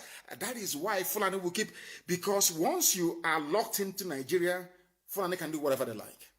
But to break Nigeria into pieces, they can no longer do whatever they like. That is why they need you in one Nigeria, so they can take your land over. The news is there. This same terrorist group, the fourth most deadliest terror group in the world, is now saying that the whole of Nigeria belongs to them and they will take it. With this level of docility, they will take it. But not the land of Biafra. Not the land of Biafra at all, at all, at all. What we are seeing today is, you know what Ojukwu saw 50 years ago? They said, Ojukwu is a rebel. Let's go fight the rebels. In Lagos, let's go fight the rebels are there. Let's go fight the rebels. The rebels have been defeated, or they have said the rebels. What the rebels saw 54 years ago, you are now begging Fulani to give to you. What would have been very difficult, aligning with Ojukwu to get the restructuring that you wanted in 1967, 68. Now you are begging Fulani and they're saying no to you. They want one Nigeria, one federal government of Nigeria where they run everything. And say to make it easier for them to take your land. You are now today, you are begging. You are begging. And that is the reason why this evening I'm asking the Middle Belt to please rally round a young, vibrant leader in the Middle Belt to champion your cause. we will work together to make sure that we set our lives free. Very, very important. Because Nigeria is the only place in the world, considering what they came to do in Olu today, where the military, tasked with protecting the citizens, are actively engaged in the destruction of lives and properties. That's what Nigerian army does very well. That's what they're doing. They know that ESN is in the forest. They know where to find us if they want to, but they prefer to be in the town killing people. And hope of them have brought them. And I hope that all of you are aware of the consequences of the actions of Hope Uzodinma, a 419er from Lagos, a thief and a criminal, that the Janjaweed imposed upon you people. Very, very sad indeed. And in that same zoo, rather than being in the north and fighting the bandits that they created, the people that abducted 8 orphans from an Abuja orphanage, you people are not ashamed of yourselves. When are you going to rise up to say enough is enough? Forget NSAS. There must be a revolution. When a Yoruba female preacher was killed, nothing happened. Nothing happened. There was no compensation. But Arewa Consultative Forum, they have the guts to say that people who are killers should be compensated. That is Nigeria for you. That is Nigeria for you.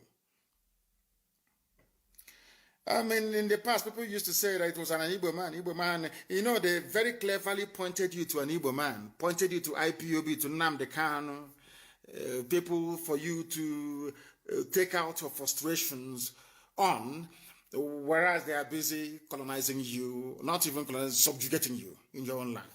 That was what the Fulanese have done very, very cleverly. It is only now that our brother Bayo Oluwasomi is now saying that Fulani have now launched a genocidal war against the Yorubas. What goes around does invariably come around. And even in Ogun State, the Fulani headsmen are still brutalizing people and shattering the jaws of women. And who are the people responsible for this reign of terror in the name of the diseased and dying one Nigeria? In a country where the Fulani is a minority. History will always repeat itself. Buhari came in 1983 and destroyed lives and killed people. He was overthrown, thankfully, by Babangida.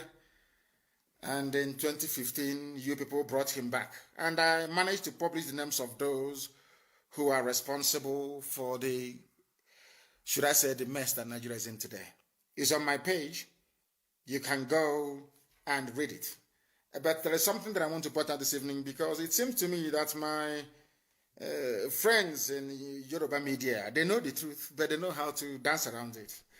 You know, they say that these, you know, Makinde has been paralyzed by fear. Paralyzed by fear. The Janjaweed got to him. He's a governor. That's what they do. Oh, do you want to stay there?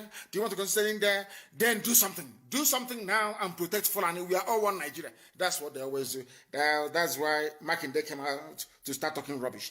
But the Minister of Youth and Sports Development, Mr. Sunday Dare, has advised the Oyo State Governor, Sheyi Makinde, to be more proactive and decisive in handling the situation in his state. That's what they do. Once you go into power, you are in power. You don't want anybody to actually interfere or interrupt the flow of money in the name of allocation coming to you. Because of that, you do everything you can to cling on to power. And that most times means doing what will please the Fulani. And that is why Yoruba forests today have been taken over by Fulani Janjaweed. And in the north, the same bandits that came from Niger Republic, from Mali, from everywhere, these are Fulani, they are giving them Hilux, vans and vehicles and millions of naira. They call them repentant bandits. Even the one from Ouagadougou, he's in Abuja collecting his Hilux and billions of naira. In your one Nigeria.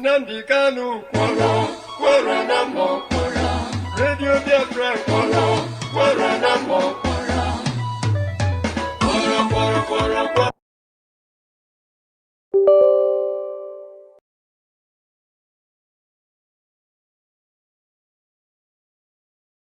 by the time we finish, Nigeria will no longer exist. That name, will wave goodbye to it. The same way Yugoslavia is gone, that Soviet Union is gone, that same way will the word Nigeria be obliterated from history books. People are stupid and foolish. Nigeria is a reminder that colonial mentality actually seeped into our bone marrows. As somebody reminded us this morning, when somebody from Nigeria pays and say, "Oh, God bless Nigeria," you are making a mockery of God. God can only bless something that is created. I learned that this morning. God did not create the zoo. Therefore, there is no way God can bless it. It's impossible. Impossible. That hopeless entity that people today say they are very proud to belong to was created by a white man. His name is Frederick Lugard. This man is not from Biafra land. This man is not Hausa Fulani. This man is not Yoruba. But there are some people from black Africa who are willing to go to war to defend what a white man created out of their own subjugation. Who did not create it? A white man did. You asked the white man to go, the white man left and went back. But you retained every vestige of subjugation left. So you can read and write, claiming they are PhD holders, but lack rudimentary, or what I would call common sense. They don't understand how to structure a society. We're broadcasting live from New York City under the auspices of our mother station, Radio Biafra London. Our leader's name is Mazi Kano. Yesterday he made a hilarious broadcast for us, and that was what you just listened to. It's a repeat broadcast of yesterday, calling on the Nigerian youths and the rest of Nigeria to wake up. Get somebody out there that will lead you into this revolution that is imminent, very, very coming, very, very soon. That's the truth. Don't forget our fasting prayer is coming up, and I hope you take part in it.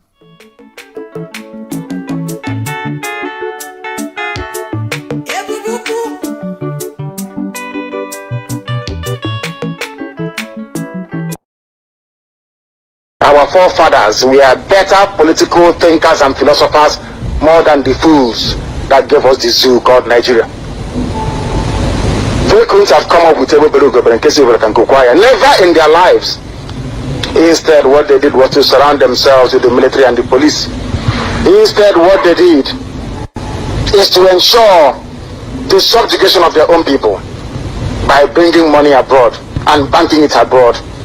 And people are wallowing in abject poverty. There are many things wrong with the way that a black person reasons that sometimes I wonder if some of them are human beings at all or not. I wonder seriously. I don't think so, in my opinion. There is no need, there is no reason why they got independence from a country where the police do not carry guns on the street. Upon becoming independent, these band of vandals and animals created a police force. A police should be a civil service, not a force. It's civilian. They created a police force. They created mobile police, the riot police. They created the army. They created the navy. They created everything you can think about, the Air Force. They created all this rubbish in order to perpetuate themselves in power, in order to continue lying to you, in order for them to master everything that is to do with violence, to kill you and to subjugate you. The white man came, turned us into slaves, subjugated us, took away all our natural resources, and when they were going, they gave power over to a set of black people again, continuing even worse subjugation of their own people. And you're telling me these people are human beings? Is that what you're telling me? That somehow black people in Africa are normal people? Yes, is that what you want me to believe that? If they are normal, they have to prove it. The only way for you to prove that you're not a monkey is by going and getting Biafra. If Biafra doesn't come, you are an animal.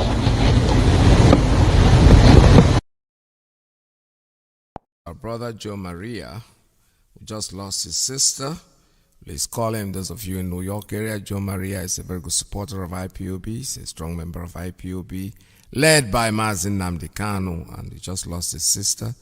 So we're extending our condolence, my sincere condolence. I just got that information this morning, and I feel I should extend it to all of you.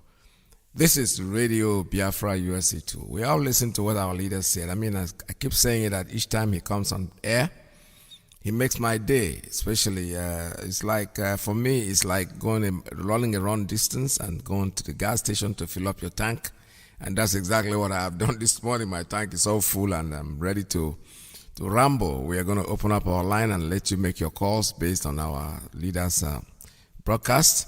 The number here is 646-920-4541, 570-352-8442, plus 1-929-406-9953. Please be very generous when you call. Don't stick too much on the line because there are other people trying to come in. I want to give everybody as much chance as possible because we don't have really so much time on our hand. All right, so make sure that you call whenever you call. Make sure you don't stay too long on the line. Like I said before, we need you to be considerate. That's the point. That's the story. The story is that you should be considerate and make sure that you don't say too much. All right, I have a call coming in on WhatsApp. Call on WhatsApp. Good morning. Tell us your name and where you're calling from. All right, the line just dropped. Oh, he's still there, trying to connect. All right, the connection doesn't seem like it's going right. What happens is I'll take another call that comes in next at 646-920-4541, 570-352-8442, plus 1-929-406-9953. We're also on Skype on Signal 845-283-9665. This is Radio Biafra USA 2, broadcasting, like I said, live from New York City. Call us. The line is open for all of you.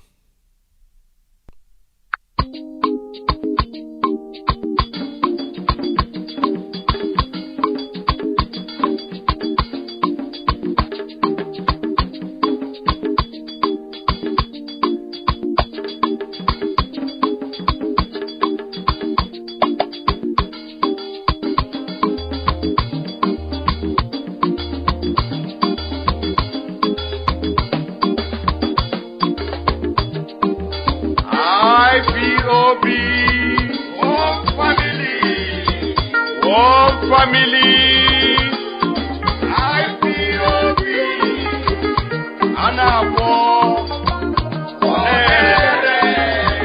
have at the point of no return. Omanwa Koromwe. Yenda Nema Yopiojo, Iyke Busohaga. Ato Wona Biafra no Gaga Lota, one never put it here the Wenako. You think Kevin and Jai Kamma can also this guy you police. So didn't it here you were better to live. Achito mmadụ achito nama mgbe ụfọdụ mmadụ ga-awụzi ya nama n'anya onye ekwu okwu asịsị weta eke egbu. We can't continue like this. We have come to restore Biafra or die restoring Biafra. Agha Ethiopia bịa n'igwe agha. Ethiopia bịa n'igwe agha. Ethiopia bịa n'igwe agha. Ethiopia bịa n'igwe agha. Ethiopia bịa n'igwe agha. Ụmụ Chineke abịawa igwe agha. Anyị ga-ebuso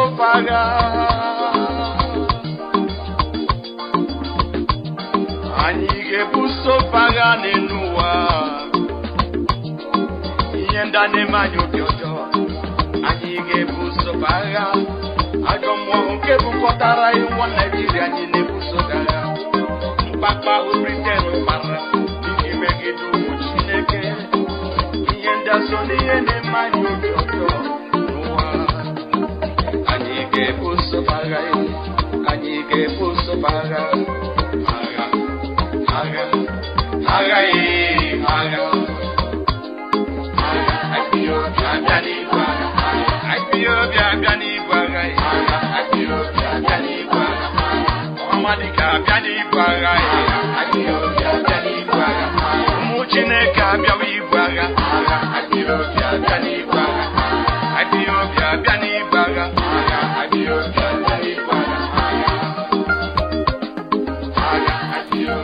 All right, I have a call coming in on WhatsApp. Call out on WhatsApp one more time. Let's see if that line is going to go. Call out on WhatsApp. Tell us your name and where you're calling from. Peter, welcome to the program. Thank you, sir. So I'm sorry for interrupt that music. It's a very wonderful music. I like to enjoy that music. Thank you, I'm sorry sir. for interrupting the music. I'm sorry, sir. Go ahead, sir. The line is open. Yeah, thank you, sir. Mazi, thank you for having me, and thank you for what you have been doing for Biafra. I say, may God Almighty continue strengthening you. May Okike be your strength, my brother. Thank you so much. We appreciate you. You are doing wonderful. God bless you. And Mazi, allow me to appreciate Onyendu Mazi Nnamdi Kanu, the one and the only. The man who said whatever it takes is equal to the task to liberate his people. I say, may his days belong on this earth. Long live Mazi Nnamdi Kanu. Long live IPOB. Long live United States of Biafra.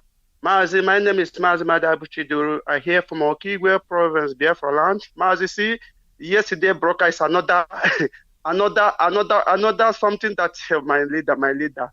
God continue strengthening you. You are a leader indeed. You see, our leader touched many things. And what I want to touch here is about the journalism, Yoruba journalism.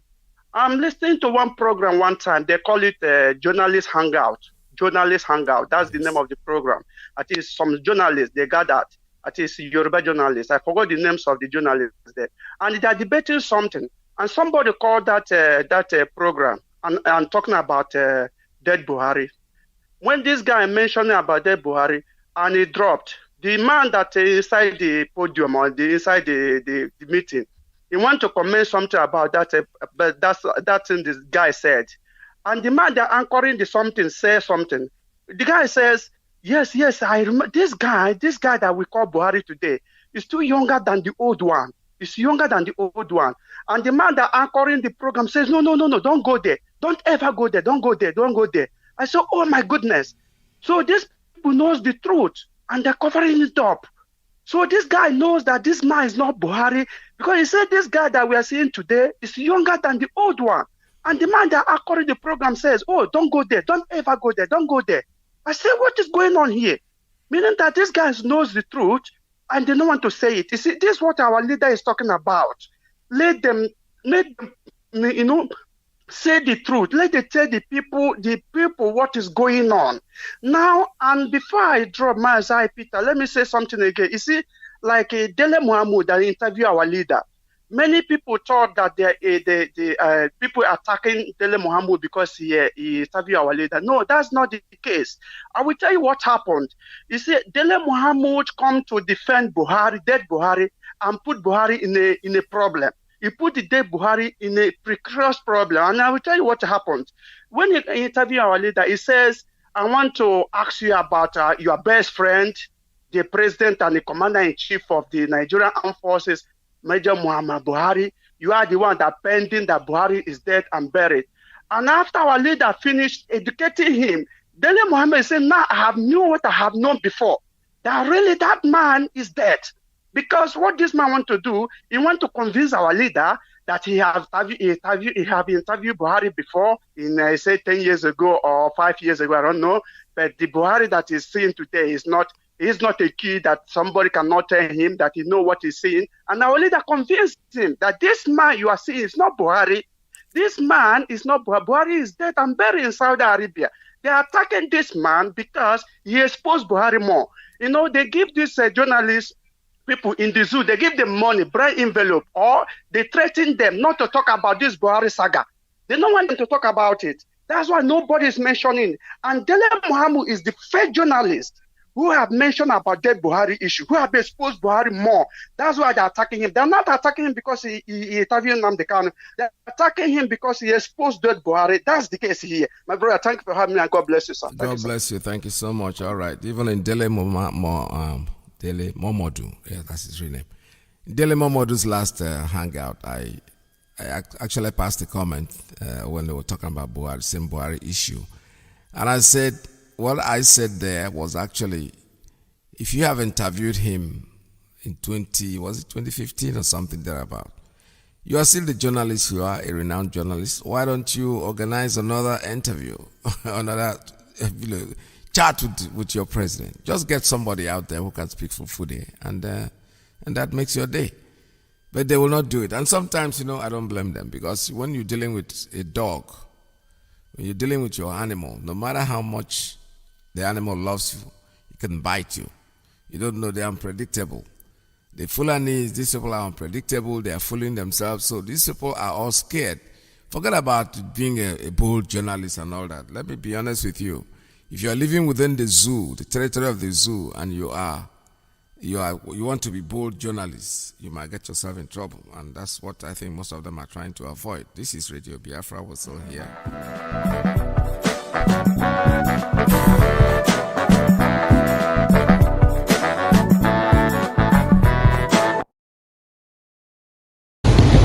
Biafra is the only justification you have to exist as a human being. Anybody saying that he or she is a Nigerian, that person is worse than a fool. He asked me this morning here, why do you call them animals? I said, because they accepted a name given to them by somebody else. Only a dog and a cat can do that. A white man came from Scotland, said your name is Nigeria, you accepted it without asking questions, which goes to show that your brain is not working properly. Had your brains been working properly, you will say no, that this is my name. After all, you answer Ahamefula. My name should not be lost. By answering Nigeria, you have abandoned your name, you have abandoned your traditions and your heritage. That is what Biafra is here to reverse. Everybody can gang up against us if they wish. But we want to make this victory in such a way that everybody who is a Biafran will worship God forever and ever. Because the delivery of Biafra from bondage, the extrication of the children of the Most High God, Chukwuabiama, from that very abominable entity, will indicate to you once and for all that indeed Chukwuabiama is a Biafran. The world is about to see something they've not seen before. That Biafra must emerge. We must come to exist. We are not going to ask for anything that doesn't belong to us. We are not asking for any territory or resources. All we are asking them to do is to leave us alone. The same way we were before the British came. We have the documentation to prove that we never gave the British the consent to form one. Mazi, thank you very much. I salute you for your good job. I salute our leader. Mazi, it's your brother Gochu from London. Mazi, you see that company. Mazi, I don't know if I'm coming out.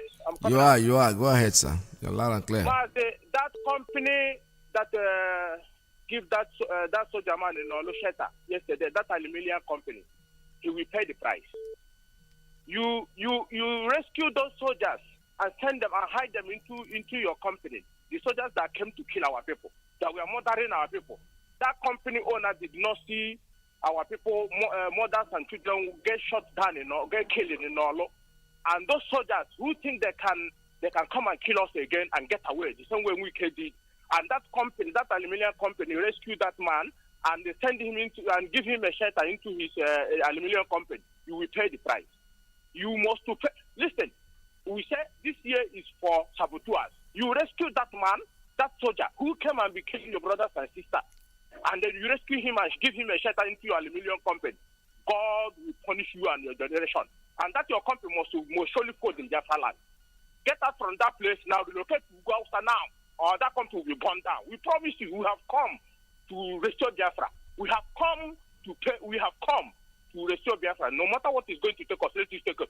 That man, whoever know that company man, to ask him to relocate to Janja, we not now, immediately. That his company must go down. You rescue those soldiers. They were killing our people. You did not see it. What you need to do is to rescue them. Mazi, we must restore Biafra, no matter what it takes. Thank you very much, Mazi. Thank you so much. All right, Ndewo.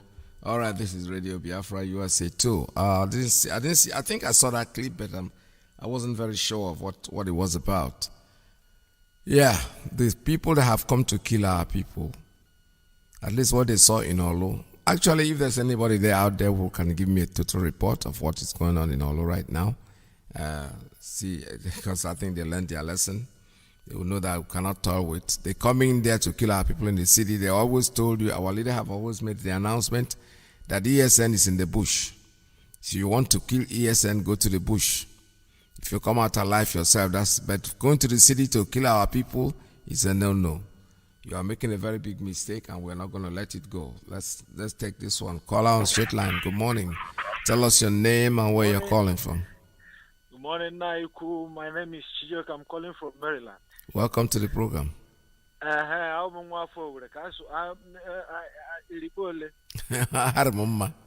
Okay.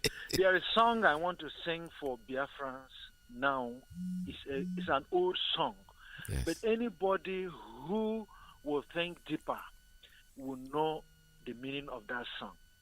Oke nonu oke nwolulu nwere nso kpọrọ bidagharị ngọgwụ chụnwọnọ n'ọmụga yufe akeji na-ekpuchi n'ọnwa. That is the thing. Yes. That song, you see, Nigeria has started what they can't finish. You see, yes, I heard what our brother, the last person said and all this, and it's good. In fact, I got a serious call yesterday. I have a lot of friends from the north. What our Onyendu said was right. Most of them is not that they don't want to join this, but they are feeling that if Igbo is the only tribe, Biafra is the only people, region holding Nigeria. If we leave, they are all finished. Yeah. We are protecting a lot of people. I got a call from this guy. He was saying, man, from what is happening, shows that Biafra, if we want to get Biafra today, we can get it. Yes. But when they listen to the broadcast of our leader, the man actually is sounding to be the lover of Nigerians. Yes. Because if he has all it takes, look at what happened at Olo. Yes, I know there are fatalities, there are people that killed, but these soldiers were humiliated and will continue because they don't reason. How many fronts will you open? I don't know. So the thing, Diana, is that we should encourage ourselves. Now we have seen what ESN can do. There is no more talking. Everybody should support ESN. Whether you believe in Mazi Nandikalo or not. Even the people he was protecting, frankly speaking, most of them might not even be IPOB members. But look at the way the ESN went there and savaged the situation and continue sacrificing.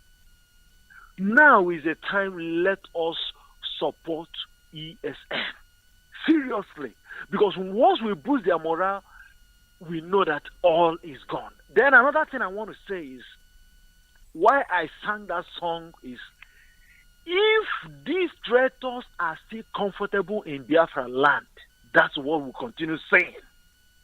It's time for the people rise up. If your Eze is the one bringing it, burn his house down.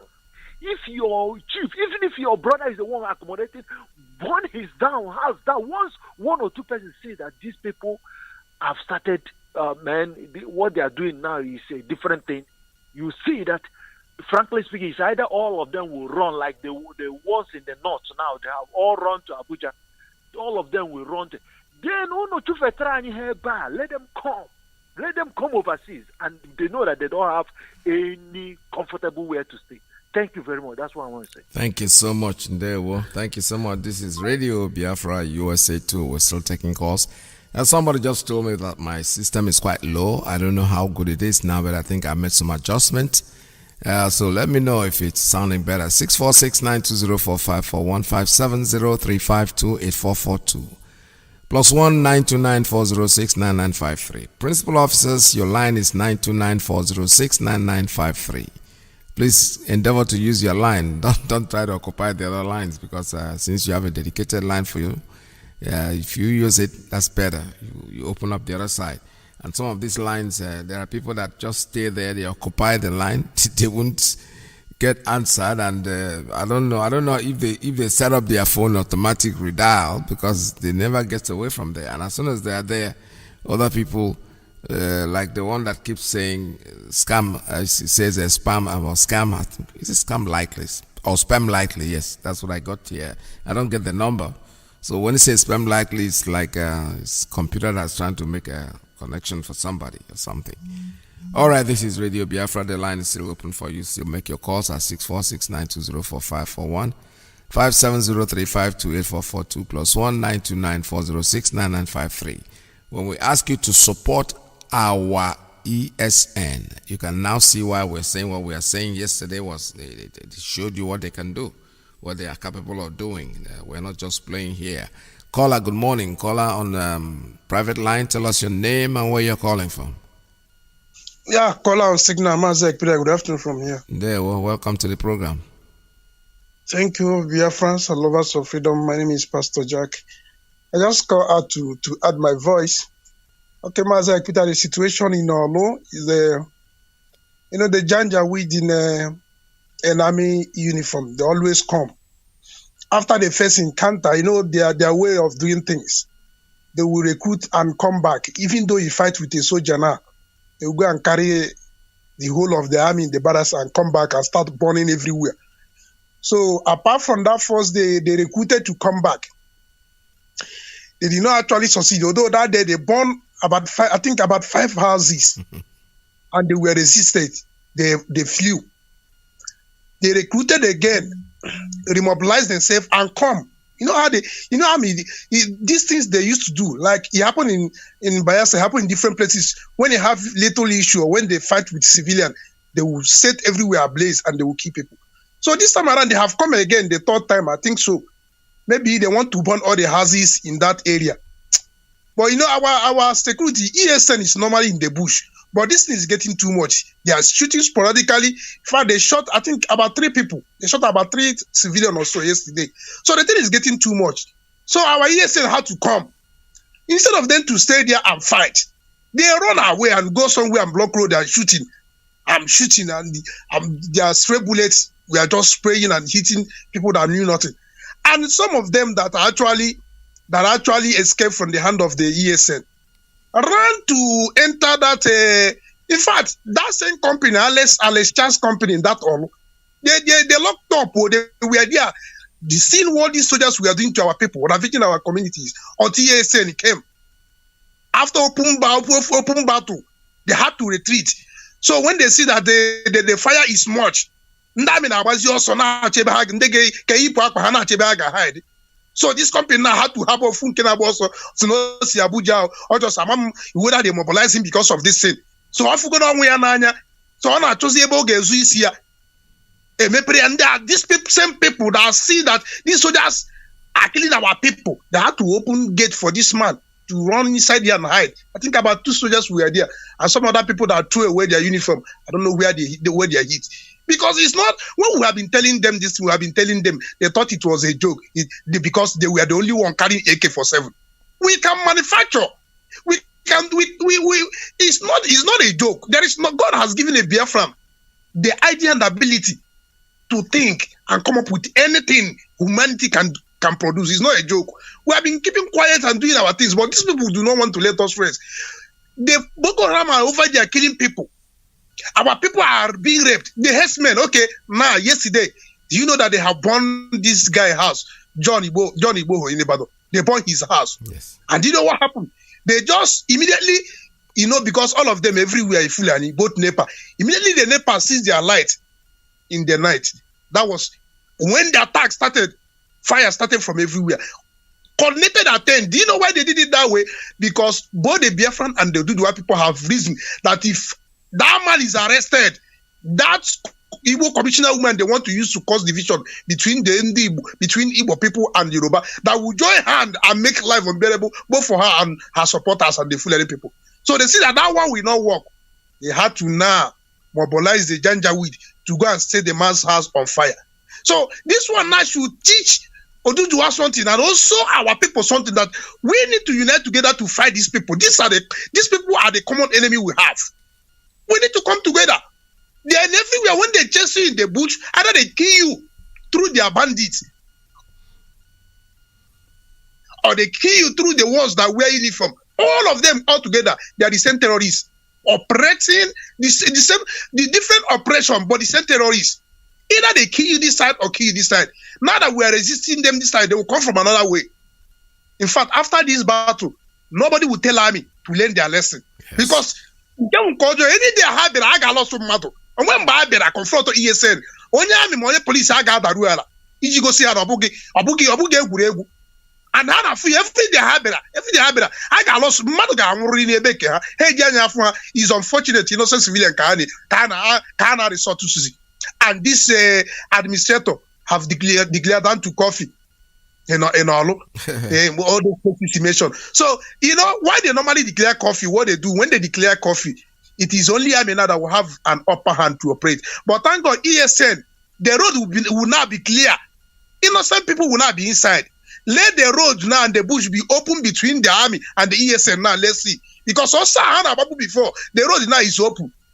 Instead of this young way to go and tell these people that they should stop that attack in our land, the best he can do is to go and declare coffee to open road. But this will teach them a lesson. That's because that's what a government has near Agage Savior. As I Peter, thank you. Thank you so much. All right, thank you very much for your call. This is Radio Biafra. We're still taking calls here. Don't forget our support line accounts that you have to help be able to support our ESN. That's very important. We can see their effect. Only yesterday, this is just a preamble. They're just showing them what they can do, and they are not going to relent. What we're looking for is our freedom. We are in our land. We are not going to be taken away. As Nana does not fear falling. You have pushed us to the wall. We're already on the ground, so what else can you do? We have to wake up to fight back, and that's exactly what our ESN is doing for us, and we're very, very, very extremely proud of them, to be honest. Hope Uzodema can declare whatever he wants to declare. That's his problem. The point is, that's no. If you have there to think that when you make the curfew, it's going to deter us from what we are doing. Sorry, my brother, we are in our homes. We are nothing. All you can do is try your best, which is you are doing now. But you know something? We are not going to relent. You are wasting your time. It's only a fool that will think that because you threw curfew here and there, it's going to stop Biafra agitation. Come on, man. You got to wake up. Wake up from your slumber because there's no such thing. This is Radio Biafra. We are here still taking calls. I still want to remind you that you have to make your donations, help to support our ESN. The bank account number has been given out, and I hope you adhere to it. Now, let me go to something that our leader posted yesterday, which was very important, and I think I really need, before then I'll take a call before I open up that. The man who made us believe that Nigeria belongs to Fulanese. They can come from everywhere they like, wherever they like. He says nationality is Fulani. In other words, there is no such thing as Nigeria. For a Fulani man, his nationality is Fulani, so he can come from wherever he wants to come to Nigeria to occupy, and nobody will have to have the right to say anything about that. That is funny, isn't it? And say we're crying one Nigeria. Why not just say one Fulani instead of one Nigeria? All right, the caller has just dropped. Unfortunately, let me make this little announcement before I get back to it. Securing our communities, giving a little help a day will help. The USA donors for ESN, you can donate through our website www.ipobinusa.org/donate. Donate this money. We are going to use it. It's going to go for proper protection for our people, no matter what anybody says. The bank name is JP Morgan Chase Bank. The account name, the Indigenous People of Biafra Patriots, INC. Then the account number, let's see. The account number here is 6696 80115. 6696 80115. That's the account number. The routing number is 044 0000037. 044, then you have 4 zeros before the number 37. You can also, donate by Zelle, and then this IPOB in US, IPOB USANA.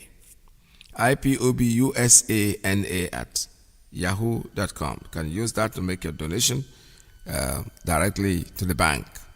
For our ESN, it's a continuous something. I spoke to somebody I know that can, even though he's a politician anyway, he might not really want to get involved, but he was trying to give me excuses why he cannot get involved by saying that how could you just create something, you didn't create it with the law and everything. And I called his attention to the letter published by our lawyer, where our leader made an attempt to inform the Southeast governors what he was about to do, and they did not respond. He has done what he has done anyway. The point that Asna because when you are not there, there are others contributing this money. One day you will come in. You will come in whether you like it or you don't like it. Nobody has a choice anymore. Let me take this one. Caller on WhatsApp. Good morning. Tell us your name and where you're calling from. Caller on WhatsApp. Are you there? Yes, I'm here. Good afternoon, sir. Tell us your name and where you're calling from, please. Yeah, Mazi Chukodi is calling from South Africa. Good afternoon, sir. How are you today? Welcome to the program, sir. Yeah, Mazi, there's something that is I want to let our people know, more especially our people in Biafra land and our people all over the world. We must understand that the time that we are is a very difficult time.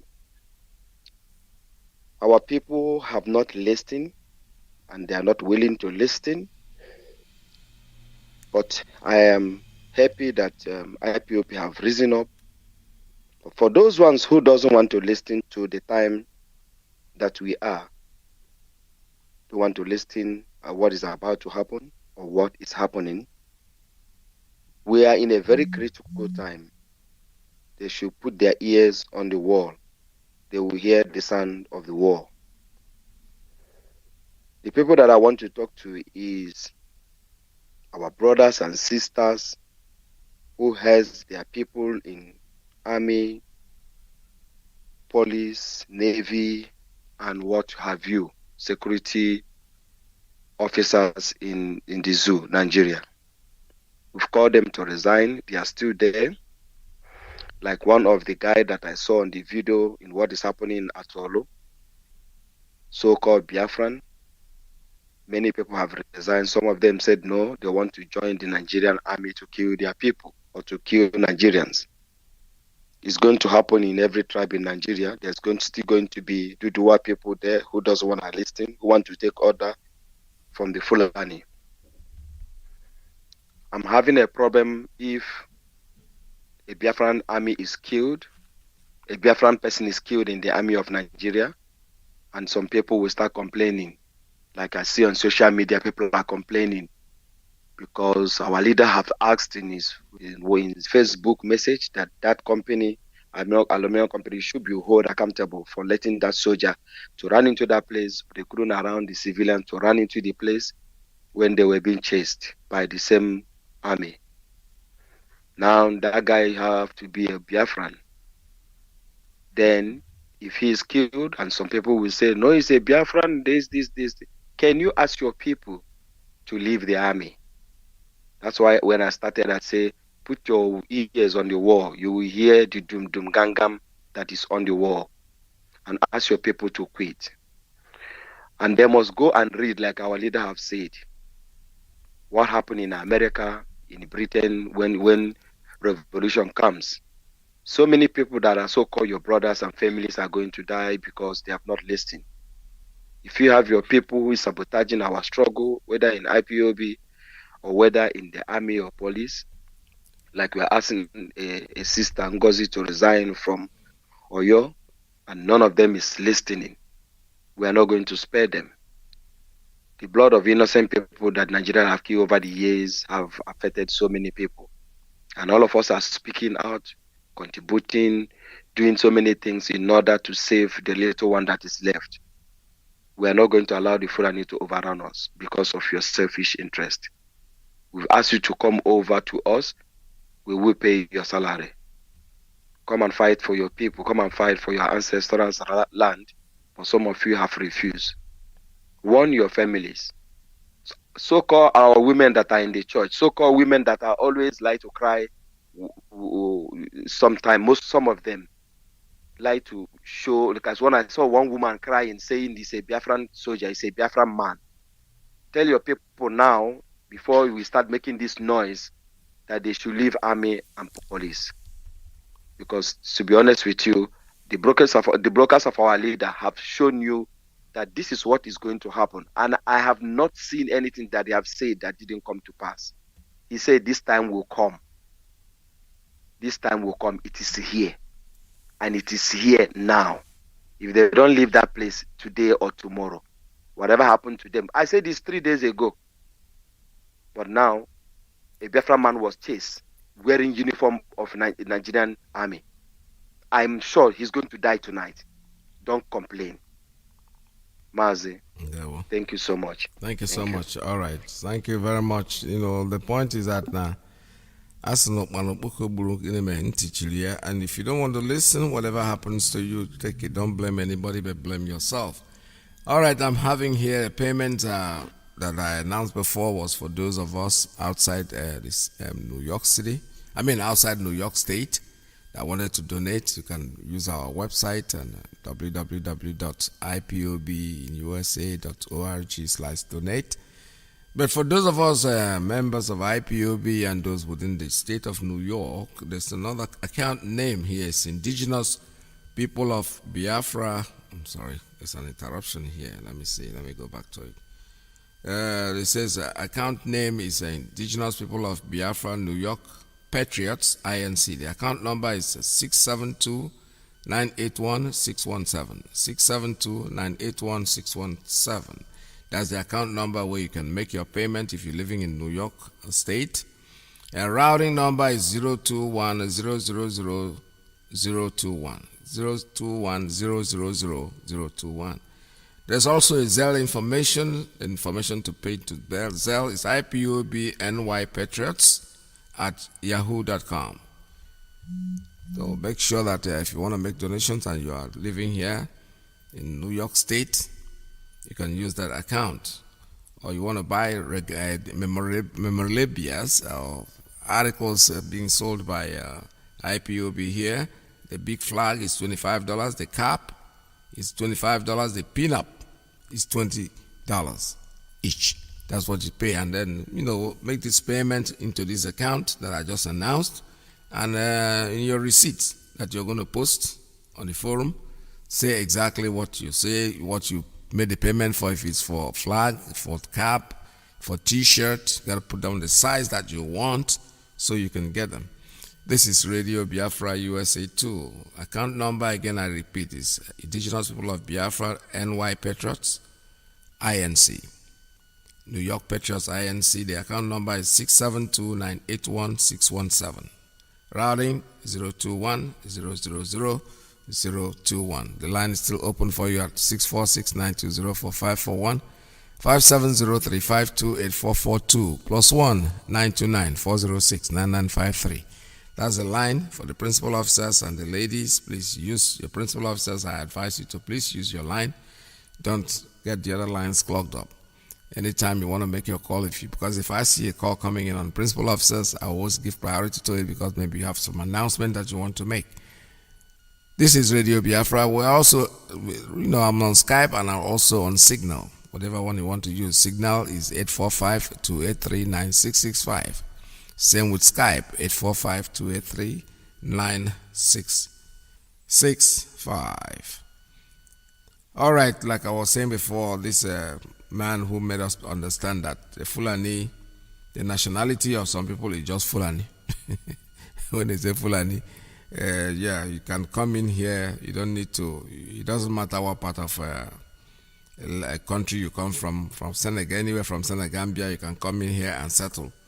Because this is your land, according to them. Everywhere, everything here. One day I will go to Ndiakwotolo and my home will be occupied by a Fulani man from Senegambia because they think everywhere belongs to them. It will never happen. Let's listen to this man. Because to them, they don't have borders from Cameroon to Nigeria. But that's the thing, Your Excellency. How do we ensure that those who will be participating in this federal government largely funded program will be Nigerians? In terms of the funding? No, in terms of the operations. Operations. You said to bring in the Fulanis together. We have Fulanis from other countries. The issue of misconception, I said there is a lot of mistrust and misconception with regards to the Fulani man. The Fulani man is a global or an African person. He moves from the Gambia, from Senegal, and his nationality is just a Fulani man. And as a person, I may have my relations in the Cameroon, but they are also Fulani men. I have relations because from the maternal side, I'm a Fulani man.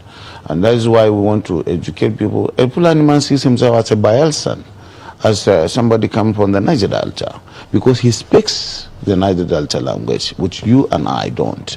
And of course, we would have to just take this as part of our own heritage, something that is African, and that we cannot just close the border and say the Fulani man is just a Nigerian or this. No. In most cases, the crises are precipitated by those outside Nigeria. When there is a reprisal, it is not the Fulani man within Nigeria that causes it. It is that culture of getting revenge, which is embedded in the tradition of the Fulani man, that attracts reprisal from all over the world. If I understand it, does that mean that those Fulani men who are maybe domiciled in other countries who move around, they can come into the country and this plan will accommodate them as well? Yes, that's what we want to do.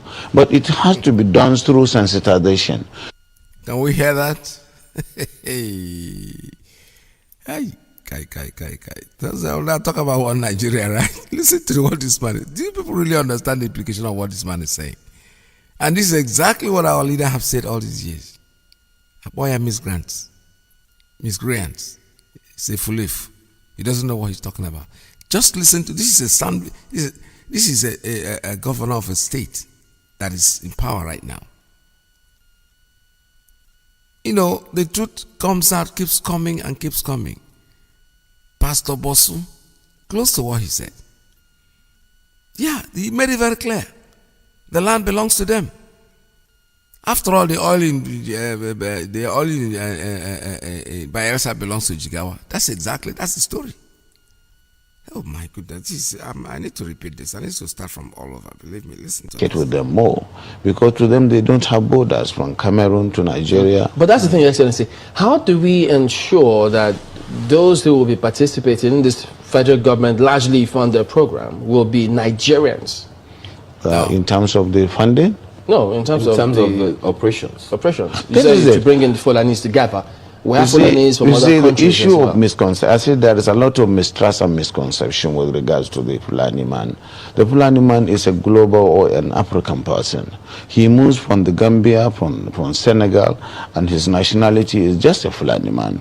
And as a person, I may have my relations in the Cameroon, but they are also Fulani men. I have relations because from the maternal side, I'm a Fulani man. And that is why we want to educate people. A Fulani man sees himself as a Bayelsan, as somebody coming from the Niger Delta, because he speaks the Niger Delta language, which you and I don't. And of course, we would have to just take this as part of our own heritage, something that is African, and that we cannot just close the border and say the Fulani man is just a Nigerian or this. No. In most cases, the crises are precipitated by those outside Nigeria. When there is a reprisal, it is not the Fulani man within Nigeria that causes it. It is that culture of getting revenge, which is embedded in the tradition of the Fulani man, that attracts reprisal from all over the world. If I understand it, does that mean that those Fulani men who are maybe domiciled in other countries who move around, they can come into the country and this plan will accommodate them as well? Yes, that's what we want to do. But it has to be done through sensitization, telling them you have to buy in the project. Let us just not listen to this. It's very annoying. And especially when I hear our people try to criticize or condemn what our leader Nancy Kado has standing for, been saying all these years. It gets you so angry, so upset. I don't know what is wrong with us. Tomorrow they want to be president of Way, of the zoo. Look at what the Fulani man is saying. There's no border. Fulani belongs to anywhere they go, they settle there. And that's exactly what they are though. The problem is that they try to take over the place. Not that they come to settle and live with you like normal people. No. After all, America is like we came from different places and all of us are settled here comfortably. I don't think if I had gone to the bush to live, I would be able to stay here. No. You don't. Rent a house. Start paying your rent. If you're not able to pay your rent, Masha will come and kick you out. You live like everybody else. Don't come from Senegambia with your cow, then you want to occupy our bushes, where you know you're not going to be paying any rent. You just go there and stay, rape our women, destroy our crops. I saw one yesterday. I was looking at it. Somebody posted something on Facebook. The man was basically digging up cassava, cutting them, chopping them off for his cows to eat. This is in somebody's farm. And looking at it, it's like, I just couldn't put my eyes on it. I was so touched. I said, no, I don't have to watch. I don't have to look at this. So, our leader has made it very clear. The revolution is coming. It will come, whether you like it or not. That's the only way out. That's the only way we can be free. When we are done with the revolution, now we can now decide what we want to by referendum. Those who want to remain can remain and answer whatever name they want. For us, we are Biafrans, we already know what we want. I am happy that somebody even noticed it because I was reading the comments as our leader was talking on Facebook.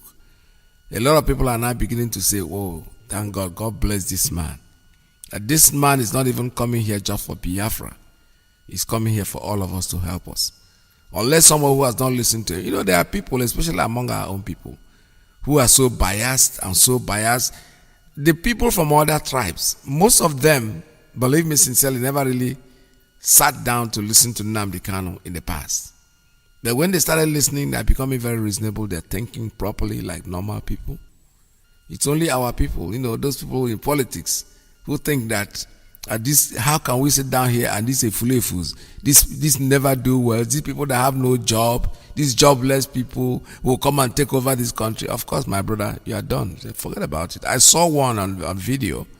Someone did a video, was in a car wearing a leather jacket and all the rest of them, and talking. I was all full of, I was laughing because I look at him, he's so angry that he says he's from Olo. Olo is not, we are peaceful people. Nobody said you are war. You are in Olo, you are peaceful, yes. But somebody is coming from somewhere to come and attack you in Olo. And you are there crying, you are Olo. You didn't go to attack anybody outside Olo. You are in your home. It is part of those anger. Part of those people that think, while the man is wearing a leather jacket, obviously he's not staying in the zoo. He can't be dressed like that, staying in the zoo with all the hot sun. Unless I was looking at it, maybe somewhere in one of the cold regions, maybe in the United States, somewhere in Europe. Or because only I know in America anyway. If he's here, somebody will just smack his mouth. He was talking, he was so angry. He was angry about everything. How can I just sit down here and Nnamdi Kanu has taken over? Well, Nnamdi Kanu didn't take over. We are Biafrans. Nnamdi Kanu is just the leader of a movement. And whether you like it or you don't like it, I'm sorry I can't take any more calls at this time because I have less than, my time is up. Unfortunately, there's a call coming in, but I cannot have to decline the call. I said it earlier that on this program that I have about 30 minutes of my time because of the news sharing. So I have to stop at this time taking calls. What I need to tell you is that tomorrow is another day. Mazi Alozie is coming in.